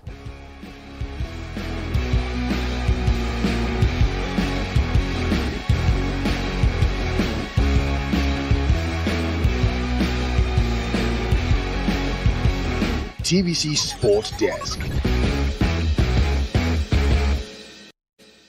The following is a paid presentation by ShopX TV. Are you ready for a clearance sale deal that will transform your kitchen? Tired of spending endless hours in the kitchen, struggling with bulky appliances? Cooking should be a delight, not a chore. Tired of messy cleanups from kitchen tools that never seem to perform as expected? Do you wish there was a single solution to handle all your blending, chopping, and grinding needs? Introducing the CookX 4-in-1 Blender, the ultimate kitchen tool to revolutionize your cooking. It's a food processor, mixer, grinder, and blender, all in one. The incredible CookX 4-in-1 Blender comes with 3 versatile cup sizes, each tailored to handle a specific task perfectly. The CookX 4-in-1 Blender elevates your cooking, allowing you to effortlessly create truly smooth smoothies. No more stopping, stirring, or straining. Just smooth, consistent results every time. This adaptable blender includes 3 convenient cup sizes, each designed for specific tasks to simplify your life. The 650 milliliter cup, the 450 milliliter cup, the 1.8 liter cup. Additionally, the CookX 4-in-1 Blender features a convenient filter, allowing you to create smooth, pulp-free juices. The secret of the CookX Blender lies in its 800-watt motor, combined with a precision extractor blade, providing the power to transform ordinary foods into extraordinary dishes. And with multiple speeds, you get complete control over any recipe you create. Savory stews, delicious egusi in just 10 to 30 seconds, perfectly blended beans for a kara or moi moi in 1 to 3 minutes, and everything in between. The CookX 4-in-1 Blender has been a game changer for me. It takes the hassle out of meal prep and lets me whip up healthy treats for my family in no time.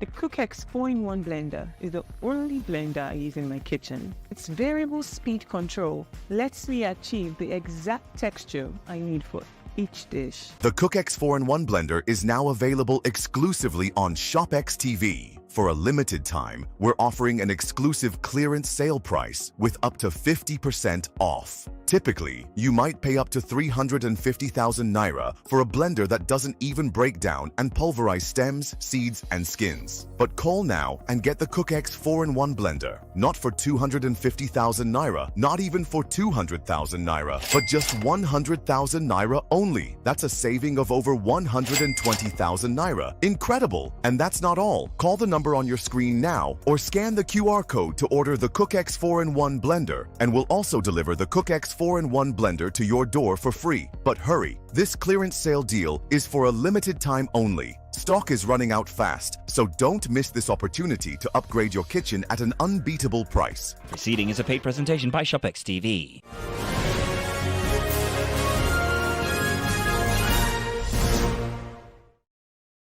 The rebirth of Bori Zonal Hospital. On October 4, 1970, the Bori Zonal Hospital rose in Kana 1 and 2 as a symbol of promise. It was more than a cluster of buildings. It was a statement of intent by government and a beacon of hope for communities that had long yearned for accessible, reliable health care. Built to serve a wider swath of Rivers State Southeast Senatorial District, the hospital was conceived as a dependable public health institution. Operating round the clock and duly licensed by the Federal Ministry of Health. In an era when healthcare infrastructure was still unevenly distributed, Bori Zonal Hospital stood as a bold commitment to the well-being of the people. Successive administrations acknowledged the importance of the hospital, but failed to rescue it from decay. During the administration of Right Honorable Rotimi Chibika Amechi, plans were initiated to reconstruct Bori Zonal Hospital alongside other zonal facilities across the state. For a moment, there was renewed optimism. The idea of a rebuilt, modern hospital rekindled hope among residents who remembered its better days. Momentum was briefly gathered, but it could not be sustained, and the project was eventually abandoned, leaving behind unfinished structures and dashed expectations. When the administration of Barrister Nyesom Wike inherited the incomplete structure, hopes were raised again. A visit to the site and assurances to the community suggested that revival was imminent. Words of encouragement were spoken, and the people were asked to trust the process. After the award of the contract, funds were released and civil works commenced. However, following civil works marginally completed, the unfurnished hospital remained under lock and key, and once again, unused, fell into severe disrepair. The promises faded into silence. Once again, Bori Zonal Hospital slipped into abandonment, this time more visibly and painfully as years stretched on without progress. The hospital became a monument of neglect. Buildings were left half-finished, overtaken by bushy overgrowth and weeds and exposed to the elements. Roofs weathered under sun and rain. Corridors echoed with emptiness, and what should have been spaces of care became reminders of abandonment. There were no staff quarters to attract or retain doctors and nurses, making consistent medical presence nearly impossible. The absence of essential facilities such as functional mortuary and reliable power supply made proper hospital operations unrealistic. Even the most committed health worker would struggle to function in such conditions.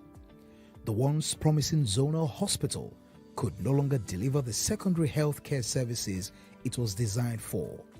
Residents of Kana, Gokana, Tai, Andoni, Opobo, Nkoro, Eleme and Oyibo were forced to seek care far from home or rely on overstretched primary health centers that were never meant to handle complex cases.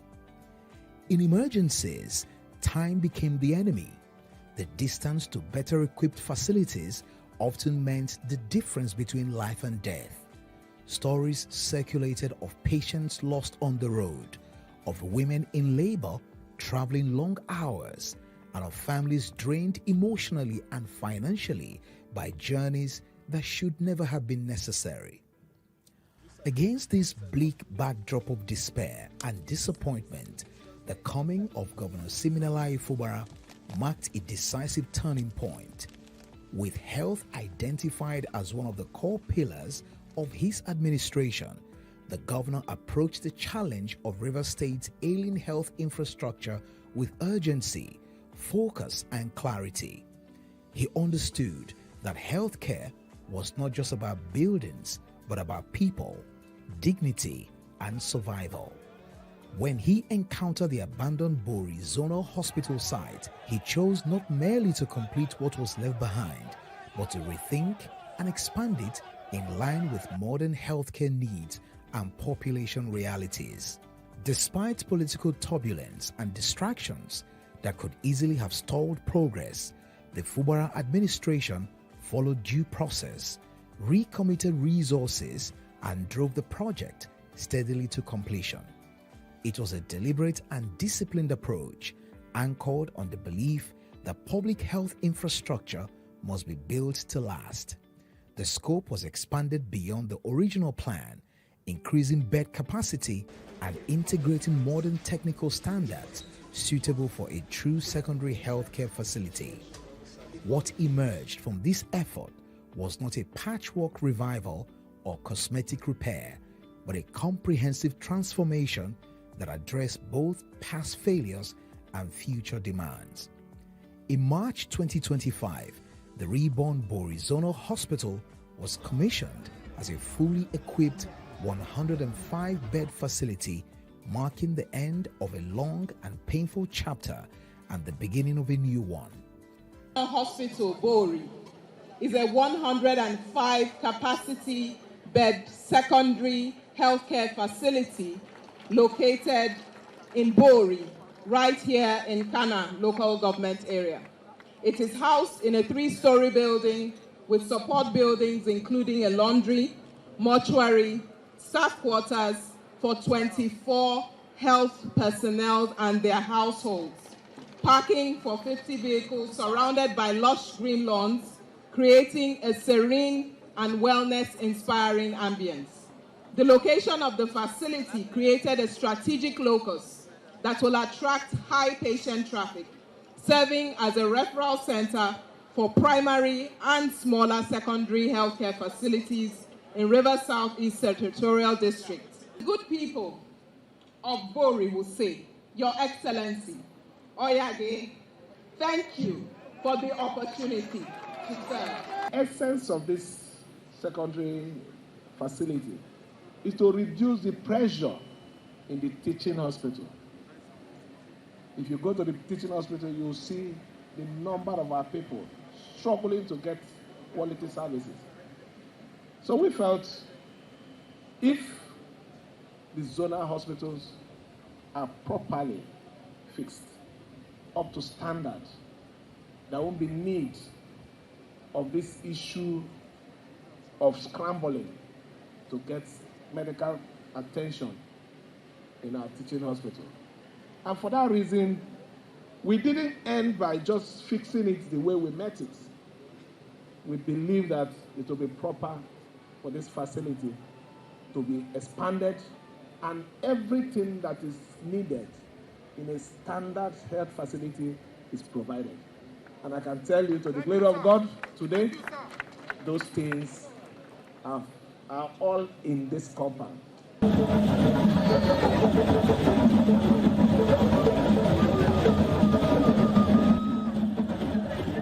Housed in an imposing 3-story structure, the hospital now reflects the demands of contemporary medicine and modern hospital design.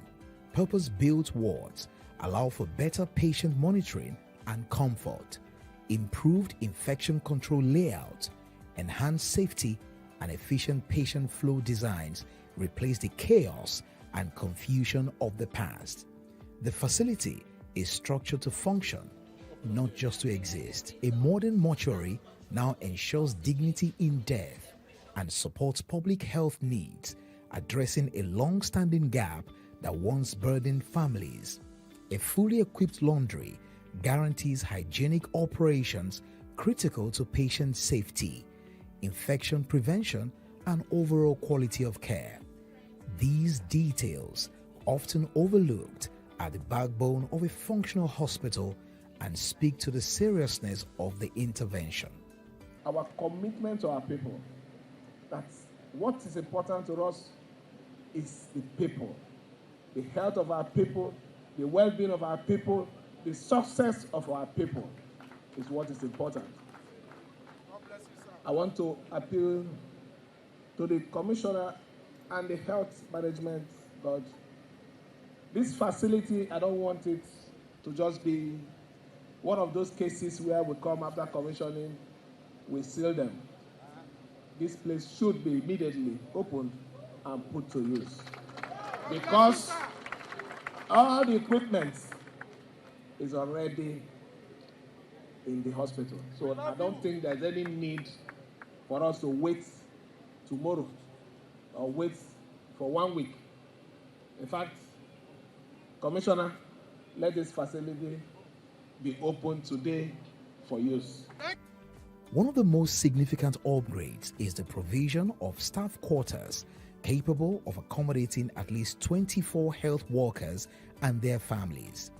This single intervention addresses a long-standing barrier to quality care by ensuring that doctors, nurses, and other professionals can live close to their place of work, respond quickly to emergencies, and remain committed to the community they serve. It transforms the hospital from a distant workplace into a living ecosystem of care. Complementing this is a spacious parking area with capacity for over 50 vehicles, easing access for patients and visitors, and landscaped lawns that restore a sense of calm, order, and dignity to the hospital environment. Today, the impact of this transformation is already being felt. Communities that once endured long, exhausting journeys for surgery, childbirth, or emergency treatment now have access to comprehensive care closer to home. Pregnant women receive safer antenatal and delivery services under better conditions. Accident victims are stabilized promptly without the delays that once proved fatal. Families benefit from improved diagnostic, laboratory, and pharmacy services that reduce uncertainty and cost. Beyond treatment, the hospital has become a source of employment, training, and renewed confidence in public health care, restoring faith in institutions that once failed them. The story of the zonal hospital, Bori, is ultimately a story of governance choices and their human consequences. It is a reminder that neglect is never neutral and that abandonment always has a human cost.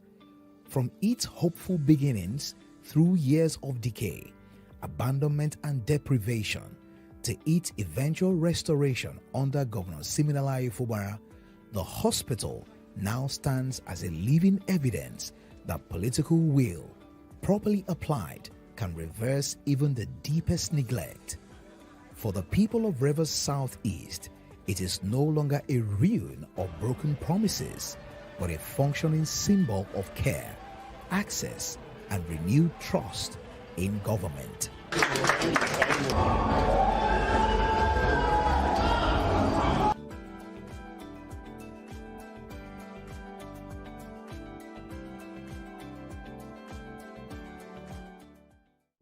Breaking news is not just about the headlines. It is the ripple effects of the headlines. It is the ability to connect the dots of anger, grief, pain, repression, hope, and triumph. It is staying on the story till attention is gotten and action is taken. When we say at TVC News, we are first with breaking news. It is not just a position. It is a philosophy, a principle, and a culture. TVC News, first with breaking news. And the winner is TVC.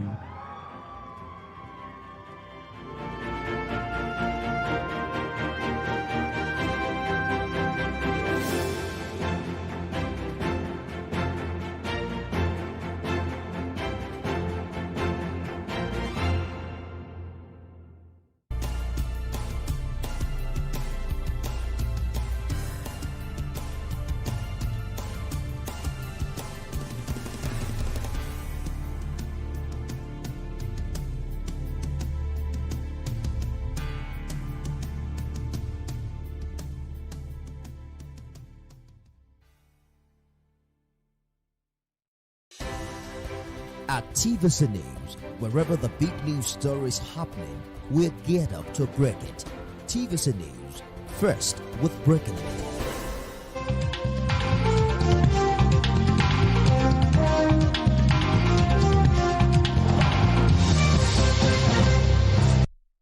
Hello and thank you for joining us on the last edition of Journalist Hangout this week. I'm Benga Oreshegun. Today on the program, Federal High Court nullifies PDP National Convention held in Ibadan, Oyo State on the 15th of November 2025. Senators Oshomole, Tambuwal make high-stakes Electoral Act review panel as Senate takes steps to fast-track amendment, gives ad hoc committee 48 hours to conclude work. And later on the show, group tackles Sowore over leaked court footage. Well, I'll be hanging out with Babajide Kolade Otitoju, who's going to be joining us via Zoom, by the way, and Charles Idel, who's right here with me. Now, Journalist Hangout starts right now.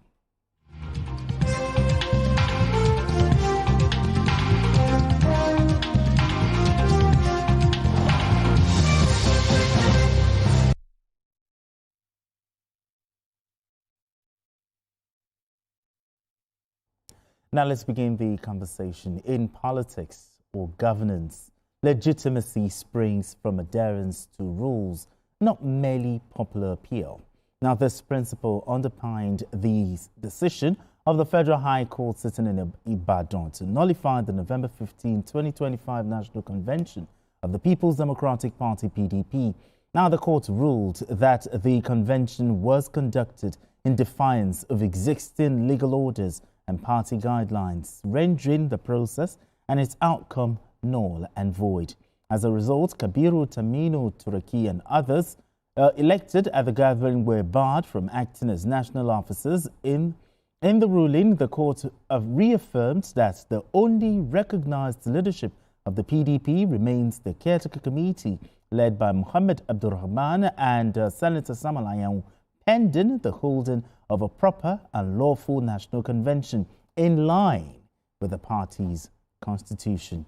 All right, Chelsea, yes. While we wait for BKO to join us, via Zoom, talk to me. This nullification by the court. So, did you see this coming? Yes, I did. And also, I did. What was the reason behind the nullification? I did know. I think incidentally, I was here the other time we discussed about it. I said the haste with which they conducted that election too, because there were subsisting court elections. I mean, court judgment or even cases against it.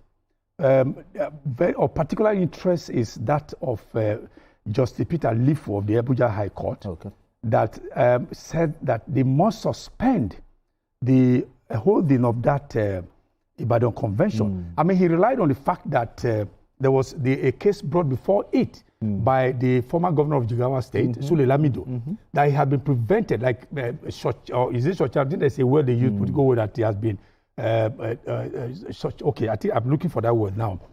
Disenfranchised. I'm looking for that word. He had been disenfranchised because he wanted to, participate in election and for him to take the nomination from the chairmanship.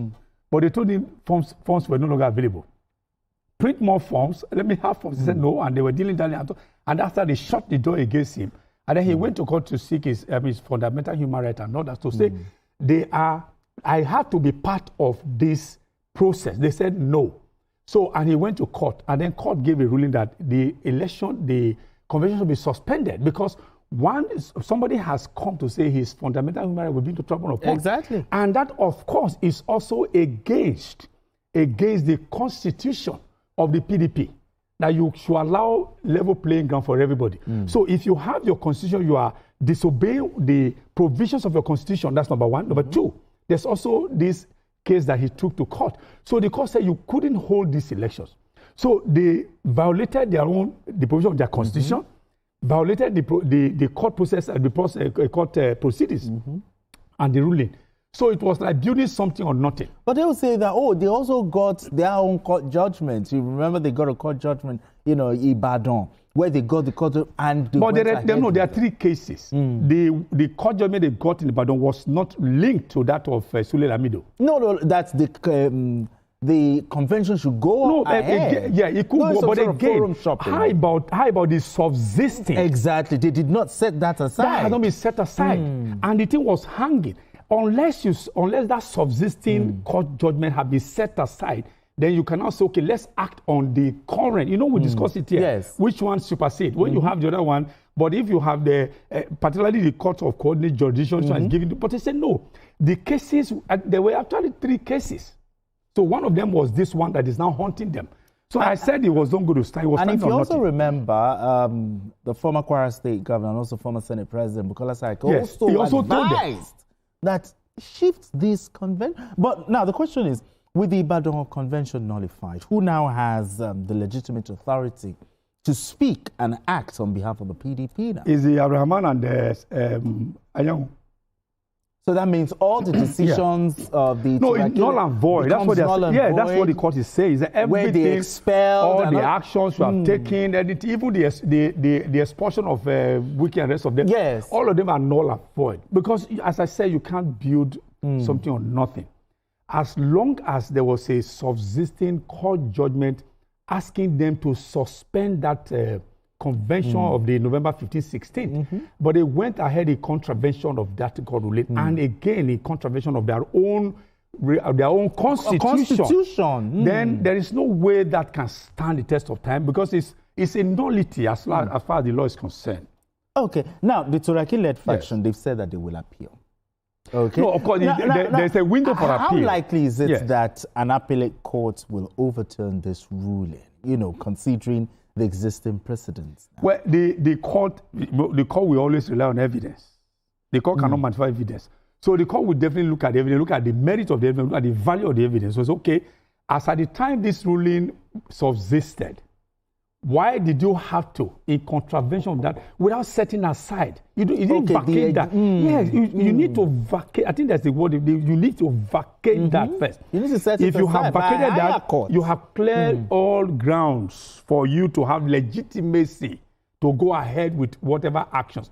But as long as that aspect has not been vacated, as long as you have decided to say, okay, it's a flagrant flouting of that court order, which I be saying that politicians should should be very careful the way we treat court orders and the rest of them.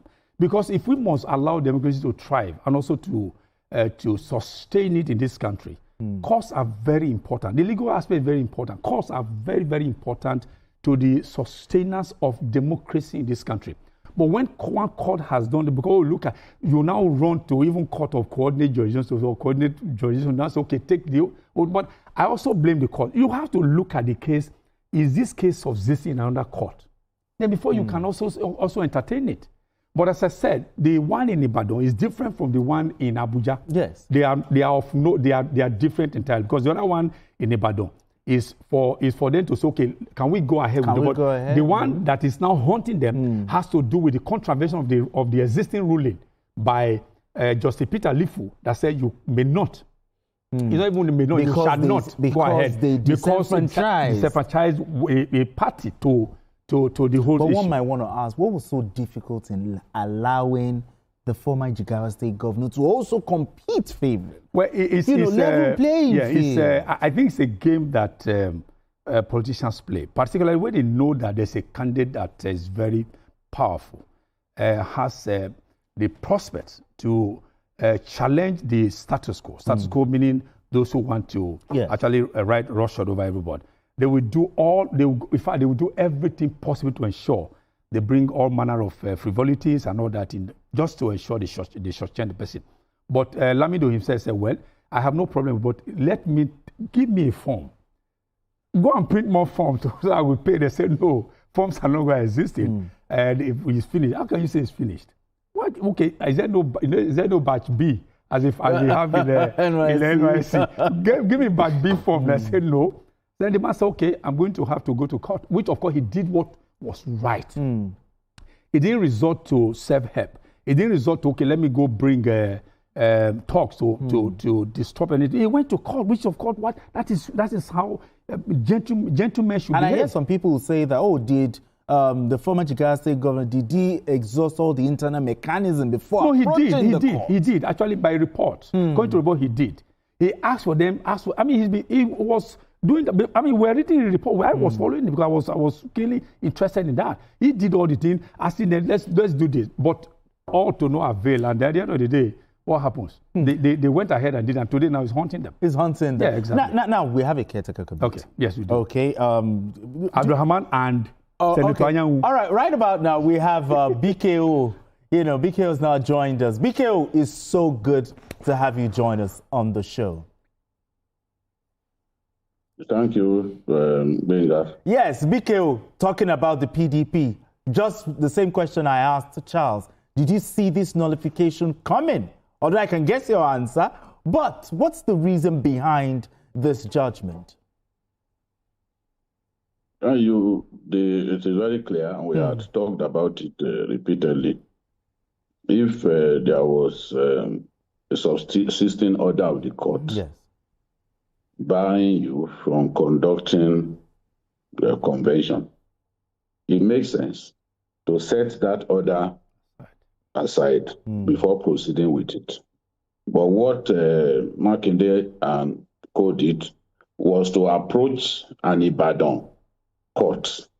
They approached a Back Street court in Ibadan which, in any case, does not even have jurisdiction over INEC, because they approached a high court instead of approaching a federal high court.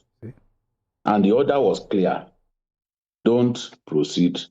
The Ibadan High Court gave them leave to hold the convention. But before then, Justice Lifu had ordered them not to proceed with it because Sule Lamido approached Justice Lifu's court, accusing the leadership of that faction of the PDP of abridging his rights by not allowing him to procure a nomination form for the purpose of contesting for the chairmanship of the party. And as far as he was concerned, that amounts to a breach of the constitution of the PDP and their rules. So that order was there. There was also Justice Omotoso's court order, which they also neglected. In fact, they boasted. They boasted that they were not going to obey those court orders. When politicians foolishly boast that they will not obey a court order, they are showing people the extent of their foolishness. You must obey the courts. Whatever you people do, you can call yourself names, you can bite one another, you will still end up before a court of law. This is what I always say. Because no politician, no matter the level of exaggerated impression that he has of himself, is bigger than the laws of the land. So you must obey the law. No matter how bad a court order is, you must first obey it. Then make moves to set it aside. And we saw it happen in Rivers State when a court, for the first time in Nigeria, ordered a chief judge not to accept any kind of correspondence from the House of Assembly. I mean, that is taking away the duties of the chief judge. It's unheard of. But they had to obey it. Most likely, in the fullness of time, they will get an order that sets that one aside. But to proceed with your convention when two courts had said don't proceed was reckless, and whatever happens to them after that, they have to take it on the chin. Because I will have expected that they will obey the court before anything. They could have set that order aside. They could have set it aside, but they chose not to set it aside. They chose to proceed with it. So what have they gained? Even the Ibadan court ultimately told them, when the case continued, that it does not have jurisdiction over INEC. It is the Federal High Court that has jurisdiction over federal agencies. So it's a waste of time to refuse to obey a court order and proceeding to do what you like. It's a waste of time, and politicians who do this show clearly that they do not learn from history. I do not know at any time when people refuse to obey the law courts and expected to be vindicated and expected to get their version of justice. It doesn't happen. So this is, I knew this would happen. I had talked about it repeatedly. So exactly. I'm not surprised at all. Yes, they will appeal. They have said they will appeal. They will appeal. Let's see how it goes. I expect them to appeal. But it is what it is. Absolutely. It is what it is. All right, let's move straight to our next conversation. At its best, lawmaking is a reflection of a nation's democratic aspirations. In its latest move, the Senate has sought to reconcile diverse perspectives on electoral reform by constituting a special committee. It includes seasoned legislators such as Senators Adams Oshomole and Aminu Waziri Tambuwal. The panel is charged with reviewing the proposed amendments to the Electoral Act 2022, a legislative effort aimed at improving transparency and trust in the electoral process. In recognition of the urgency of the task, the Senate mandated the 7-member committee to conclude its harmonization work within 48 hours.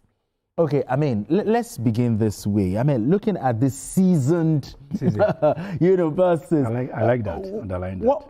What informed the choice of political experienced figures? Talk about Senator Shomole and also Senator Aminu Tambo for this high-stakes assignment. Yeah, I think there's also one Senator Agbon Mary. I think it's that has to do with it has legal background. So it's very important for you to, because if you have a matter such as this, that's very important to ensure that we are able to tinker or tweak the electoral process.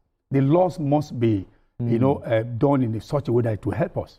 Okay, now I did a count of how many times we have done this electoral act. I mean, it started from 2001, the 2002 replaced the 2002 and 2003, and then 2006 succeeded for a long time till 2010 got to 2015, 2015 to 2025 or 2022. 2022 is the one I said this one. So if we are going to get our electoral system in a way where indeed everybody will be happy, I think it needs retweaking. And retweaking, it means that you get people who are citizens, you use that word. And I like what Senator Okpayemi Bamidele said, that if we're able to get it right this time around, this proposed amendment, that number one, what it seeks to do is that they're going to have a fine. I mean, for vote buying, 5 million naira fine. If you're vote buying, if you're caught. Number two, they're also going to propose about 2-year jail term for anybody who is culpable. Then number three is 10 years. I love this, that 10 years ban for anyone that is caught. So the person, whoever is caught, no matter how highly placed you are, then the 10 years you are not permitted to participate in any election in this country. So if we're able to get these things part of the integral part of our electoral process, what you call the electoral act, I'm sure in 2027, the everyday people will just be happy to say, well, they know that their votes will count, not just counting, those who always seek to contravene or to bring about circumventing the system will now be caught. And then if they are caught and they are, the law will come upon them, then all these things that Senator Obama has said, once it's imposed upon them, then I think we are almost home. Absolutely. Yes. I mean, BKO, it's time for you to join us again. I mean, looking at the seasoned lawmakers, what do you make of it? And also, does the bipartisan makeup of the committee, increase the credibility of the amendment process? Of course, it is always a tricky affair when it comes to looking at the Electoral Act amendment bill. Remember, in 2022, it took a while before they were able to put this to bed. The same thing happened in 2018. There's a lot of horse trading that had to happen. Even the matter of electronic transmission of results was an issue that caused so much problem of furore as people like Charles Idero would pronounce it, caused so much furore. But at the end of the day, yes, I guess that's how you people pronounce it. Yes, you are right. So at the end of the day, it was resolved, and it was not prescriptive, because the reasoning at that time was that there could be some places where there would be network issues. Elections are supposed to be held in every local government in our country, but there will be places where you had network failures, where there are no base stations. So we just concluded that, okay, at that point, both electronic transmission and manual transmission are allowed. So we saw them resolve that issue finally. Now, there's a committee that has already worked on this. So what Shomole and Co need to do is to sit down and review what has been done. And they've been given just 3 days. Their role is to harmonize the opinions of the senators on the extant on the Electoral Act 2022 repeal and enactment bill. So, and there was a closed session while the lawmakers thoroughly examined the proposed amendments before the Senate President then decided to set up the committee made up of very experienced lawmakers and some bright young ones, like Senator Ni Adegmomere from Ondo State, who is the chairman of the committee, Senator Aliero, the godfather of Kebbi State politics, Senator Tambua, former governor of Sokoto State, Senator Shomole, Senator Danjuma Goje, the political heavyweight from Gombe State, Senator Titus Zam, and former student union leader Tony Nwuye from Anambra State. So it's a very well put together team reflecting all shades of opinion and tendencies. So, and the clerk of the Senate would be their secretary, the secretary, while Adegmomere, Ondo State, is the chairman. So they have to get the job done between now and the next plenary of the Senate. And the next plenary of the Senate is Tuesday. So they really don't have so much time. I have heard people like Atiku Abubakar saying that the Electoral Act must be shaped in such a way that nobody can rig election. Well, good luck to Atiku Abubakar. This looks like it's last shake of the dice as far as the presidential election is concerned. But it's a good thing to hear somebody who was for many years in the PDP. The PDP was ill-reputed for rigging elections. Even in Adamawa, where Atiku comes from, the 2003 election in that state was massively rigged. Both the presidential election and other elections. Massively rigged. So what they were doing was simply to just write figures. Some of the buffers that we have today, by way of electronic accreditation, we never had it. They were simply writing figures. Today, if your biometrics does not match what is in the record of INEC, you cannot vote. All right. You can't vote. Okay. But it was not like that before. Right. Okay, BKO, I just want to ask this, before we go on this break. At the end of the amendment process, are you confident that things like vote buying, post-election litigation, and all of those, will be significantly reduced at the end of this amendment process? Are you confident? It could be reduced. I'm confident that it could be reduced, but let us even see what they come up with.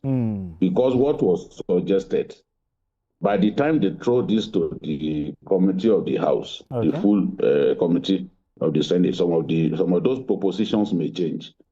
Because that happened the last time. Some of those propositions will change. As far as I'm concerned, the punishment for vote buying is like a slap in the wrist. Because all politicians now do it. All politicians now do it. 5 million naira. So check the punishment. It's like just encouraging people to continue to buy votes. Because now politicians are weaponizing poverty. They believe that the best way to win an election, since it's difficult to snatch ballot boxes these days, the best way is to simply bribe people. The Bofun Sebe, which began in Ondo State, is now the norm.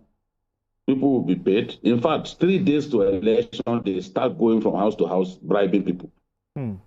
So if the biggest threat to democracy in our country now is vote buying, If we cannot defeat it, then the people will not be able to, in good conscience, pick their leaders. Okay. That is what we have to address. Absolutely. BKO said it's a slap on the wrist. It's a slap. Do you agree with that? Yeah, because the people are so rich that it's like somebody just put the hand in back pocket and then give and walk away. But again, another fear I have is that if you say if they are caught, who would do the catching? You have to do the catching first before you can bring the person to book. The police. It should be the work of the but police. you can't be everywhere. Now, and they are so creative. You know what BK said, they go from house to house. So will the police also be following them from house to house? So both the vote buyer and both the vote seller. This is where the EFCC needs to be on. But what is the start strength for EFCC? Okay, so because you have to do a monitoring is very, okay, for instance, if you have national election like ours, and then who are you going to be Okay, then what would you suggest? If you say 5 million is the thing is that... What would you suggest? I suggest that anybody caught should be properly dealt with so that you serve as a deterrent. Because we hardly punish bad behaviors.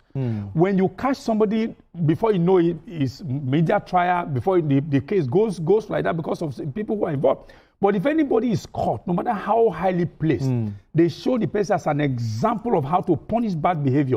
It will serve as a deterrent. People will now, the law is now biting, not only backing. So that's the only way I think. So that even people want to do it clandestinely, we know that anything happens that they are caught, then the law will come heavily. Although INEC is calling for an electoral offences commission, but let's see how that goes. They are part of the whole game. Yeah. We need to go on this quick break, and when we return, the conversation continues. Don't go away. It's still Journalist Hangout.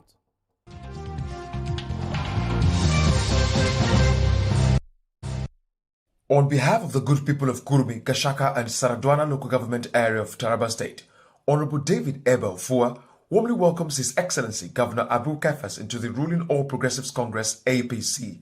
Your Excellency, you have made a wise decision by keying into President Bola Tinubu's renewed hope agenda. We are proud of your leadership and your development-driven vision, which assures that no residents of Taraba will be left behind. Signed, Honorable David Ebel Fua. His Excellency, the Governor of Taraba State, Dr. Abu Kefas, heartily invites the good people of Taraba State to a grand political event as he is officially received into the All Progressives Congress APC. Date Time 1 p.m. Venue Jolingame Stadium, Jalingo, Taraba State. This historic event marks a major turning point and reinforces the renewed hope agenda of President Bola Ahmed Tinubu. Come and be part of this defining moment. Witness history, celebrate purposeful leadership, and join the movement towards a greater and more prosperous Taraba State. Don't miss it. Be there. Announcer Barrister Zainab Usman Jalingo, Honorable Commissioner of Information and Reorientation.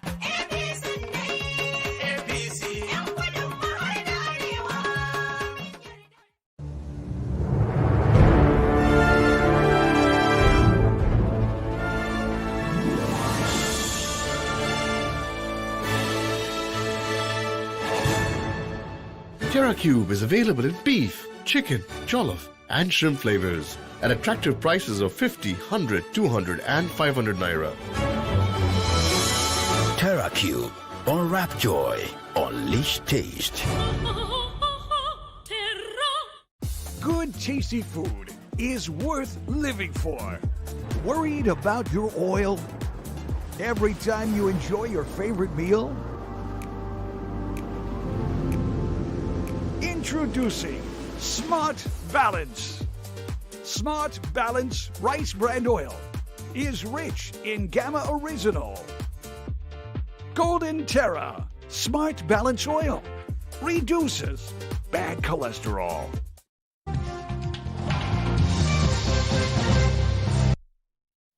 All right, if you just joined us, it's still Journalist Hangout. I still have Chelsea Dell right here with us, and BKO, who's also joined us via Zoom.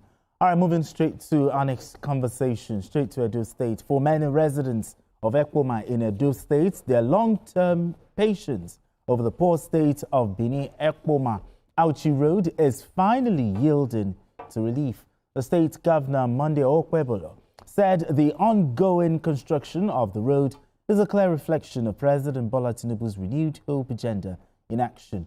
According to Governor Okwebolo, his administration is fully committed to ensuring that residents of the state truly enjoy dividends of democracy and the renewed hope agenda. For many residents along the corridor, the road project is not just about infrastructure, it is about restored hope, improved livelihoods, and a government determined to make life easier for its people. Road users expressed delight as work advances on the expressway, a vital artery for commerce, education, and daily movement in Esan West area of the state.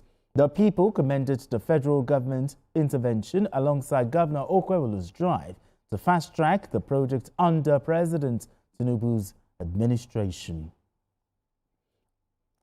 Okay, all right, gentlemen. BK, I'm going to start with you. I mean, after years of neglect, residents have welcomed the reconstruction of the Benin-Ekpoma-Auchi Road. But tell me, what does this mean for residents of this state?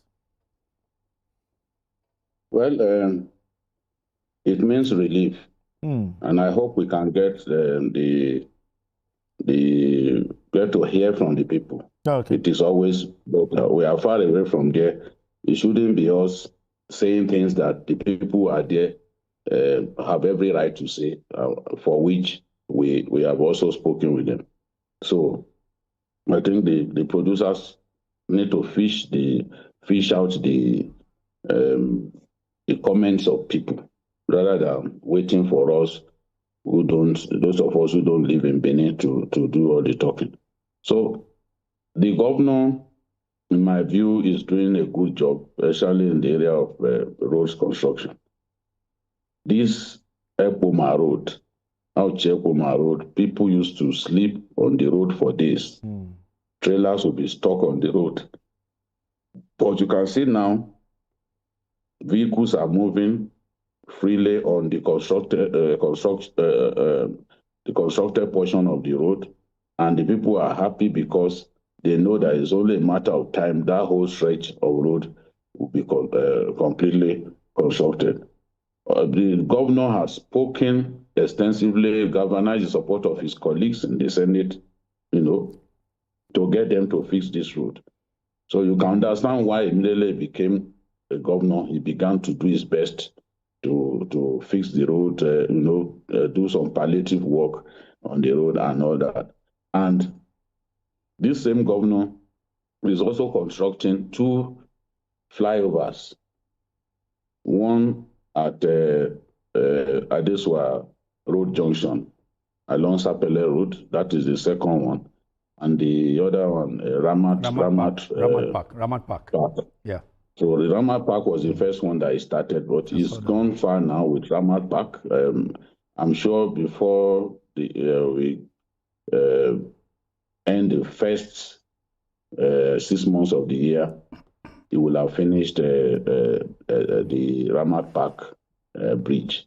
And of course, a lot of erosion control projects, Kwewan Road project going on simultaneously. So he's doing well in the area of road construction. This is not something that came to me as a surprise because I attended his 100 days in office and I already told Nigerians that this was a governor to watch. So I'm happy, and the people are also happy, especially people who live in that along that corridor. They are happy to see what the governor is doing. Absolutely. I mean, you're just to be happy for me too. Yes, I'm happy for you too. But let's talk about the impacts of this road project. I mean, what impact will it have on transport costs and travel time? Travel time, yeah, that's very important. Well, incidentally, I saw this road twice last year. I used the Ekpoma to Benin to Auchi in June last year. Then my journey terminated last year in September at Ekpoma. Went all the place. So I saw all these things Beverly mentioned. I saw them. I will use the road.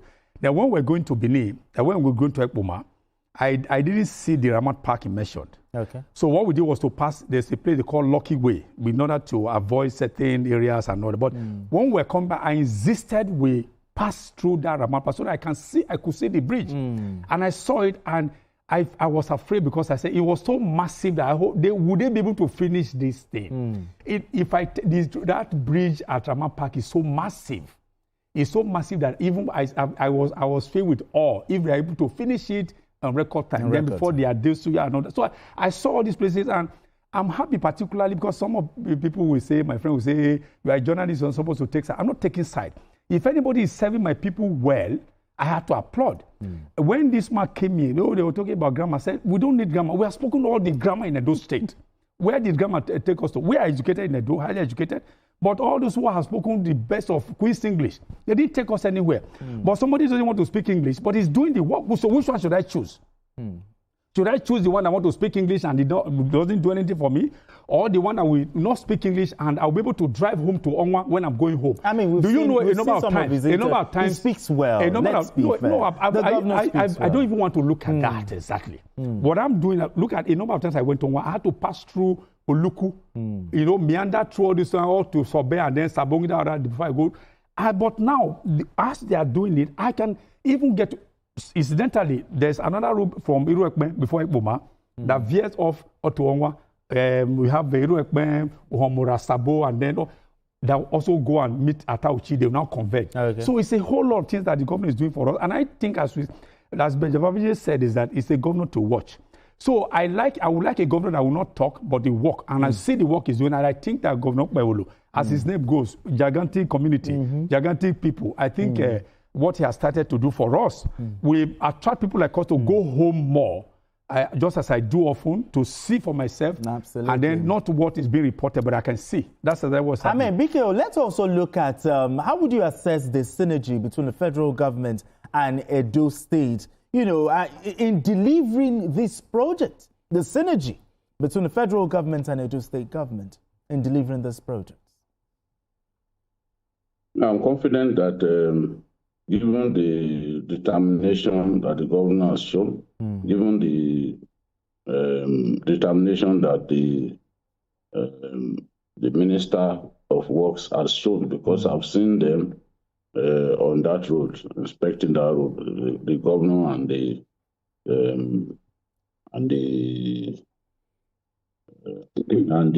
minister. So I expect them to do a much better, to ramp up this work so that the next rainy season, by the time of the next rainy season, they will have gone very far, with the work. So I'm confident that along with other projects that Governor Kpewolo is backing up on, that this one too will be completed in good time, so that the pain that the people are going through can be removed. That road is too critical, in terms of the economy of the state, and the fact that it links those states to the north. To the north, yes. Through Mila, Okene, and rest of exactly. Yes. So it's a very, very important road, and there's an urgent need to fix it so that people can commute without stress. Easily, yes. I mean, looking at what he said, but the timeline. The timeline is very important. I also understand. Will it be fixed, records? One other report I also got, which of course also gladdens my heart, is the fact that BUA is also part of the whole, through this tax credit scheme. BUA is also part of that the corridor between Benin and, but I wouldn't know what part is he is also doing. So it's a win-win situation for everybody, and it's just not the everyday road that you see. It's concrete. As I said, we drove on that road all the way to Auchi, even though there are portions that were bad, but I'm sure they're fixed up. We have to go through Ekboma to Agbede and rest of it. But it's a win-win situation, and it's going to attract a lot of people who, because we like traveling home. We like going home. So, and it will also benefit the economies of all those places, because when you're traveling from Benin, you get to Ubiyaya, get to a hall, you buy banana, you buy bread, so you branch and you are spending money buying gari. So you are encouraging the economy of those people on the corridor. But once you are not able to do it and the road is bad, you'll be tired. But if the road is preferable to drive on, you have, that you'll be happy to stop by, buy plantain. You drop money in the economy of a hall or economy of Ubea, or you say that you get to Ekboma, you can rent, and because there's a place in Ekboma that we eat a lot. You branch over there, eat, and then you go to Auchi, if you are going further than, or you want to go through Sabo, you also go over there. And then, so it's a whole lot of things that our governor is doing for us. And also the synergy between amongst Nigeria, three, as I said, federal government, of course, working with the sub-national, and then you also have the private sector also in the mix. So it's a whole lot of things, and we are going to better for it. Because, as we said, by time between now and December, when you have an influx of people into that place, then it will be pleasurable to drive on, and then the economies of those areas will be better for it again. Absolutely, yes, I guess. Congratulations to the so people. Congratulations to us. All right, straight to our final conversation. Freedom of expression walks in a fine line when it aligns with judicial integrity and national security. A civil society group has criticized activist Omoyele Sowore over the circulation of a leaked video footage from his ongoing court proceedings. The group alleges that the video exposed the identity of a DSS operative, describing the act as a breach of court rules and national security laws. It has called for accountability, including possible contempt proceedings. I mean, BKO, Omoyele Sowore is on the knees again. But BKO, first of all, your thoughts on this story? I think that Sowore and a few people like him, they are taking undue risk. They are taking undue risk. They are becoming very rascally, and they are behaving like we are a nation that is not governed by laws. Some of them have lived abroad before. They cannot try what they do in Nigeria. They can't try it over there. They can't. Recording the evidence of a prosecution in open court by a defendant or his agent, in my view, without the leave of the court, in my view, is a breach of the law. It's clear that they used a secret camera to record that cross-examination. Yeah, it's clear. But it is settled principle of contempt of court that you cannot do that. Recording the proceedings of the court has to be with the mandate of the court. You cannot do it secretly with the intention of releasing what you have recorded to the public. Yeah. You can't do that. You can't do that. And this is the first time I've seen this sort of thing. I know there are different kinds of cameras. Some of them, you can use your phone. You can use your wristwatches, your glasses, to record what's going on in court. But to proceed to now release the same thing is what is wrong, because the court could then decide that you have done this with the desire to compromise fair hearing. That's the way the court could look at it, and I can tell you, they can bring content proceedings as a result of this. The court is obligated to protect witnesses. Okay. And we all know that even the DSS, they don't like people to even know who they are. That's true. So now, what those guys are saying, the guys who have complained about what Sowore is done, is that his action can compromise the administration of justice. I agree. What he has done. Because if people start intimidating that operative and he does not feel like coming to court at the next hearing, what happens? You can't just do what you like in our country. You can't just do. It was just like during COVID. People came from America, they came from the UK, and they were going to clubs in Nigeria at the time of lockdown. They dare not do it in those countries where they live. I remember a Nigerian based in Germany, who was putting refuse on medians in the Alimosho area. And he was subjected to a mobile court trial and was convicted. In the country where you work, where you live, those places that you call Sena climbs, do they put refuse on road medians?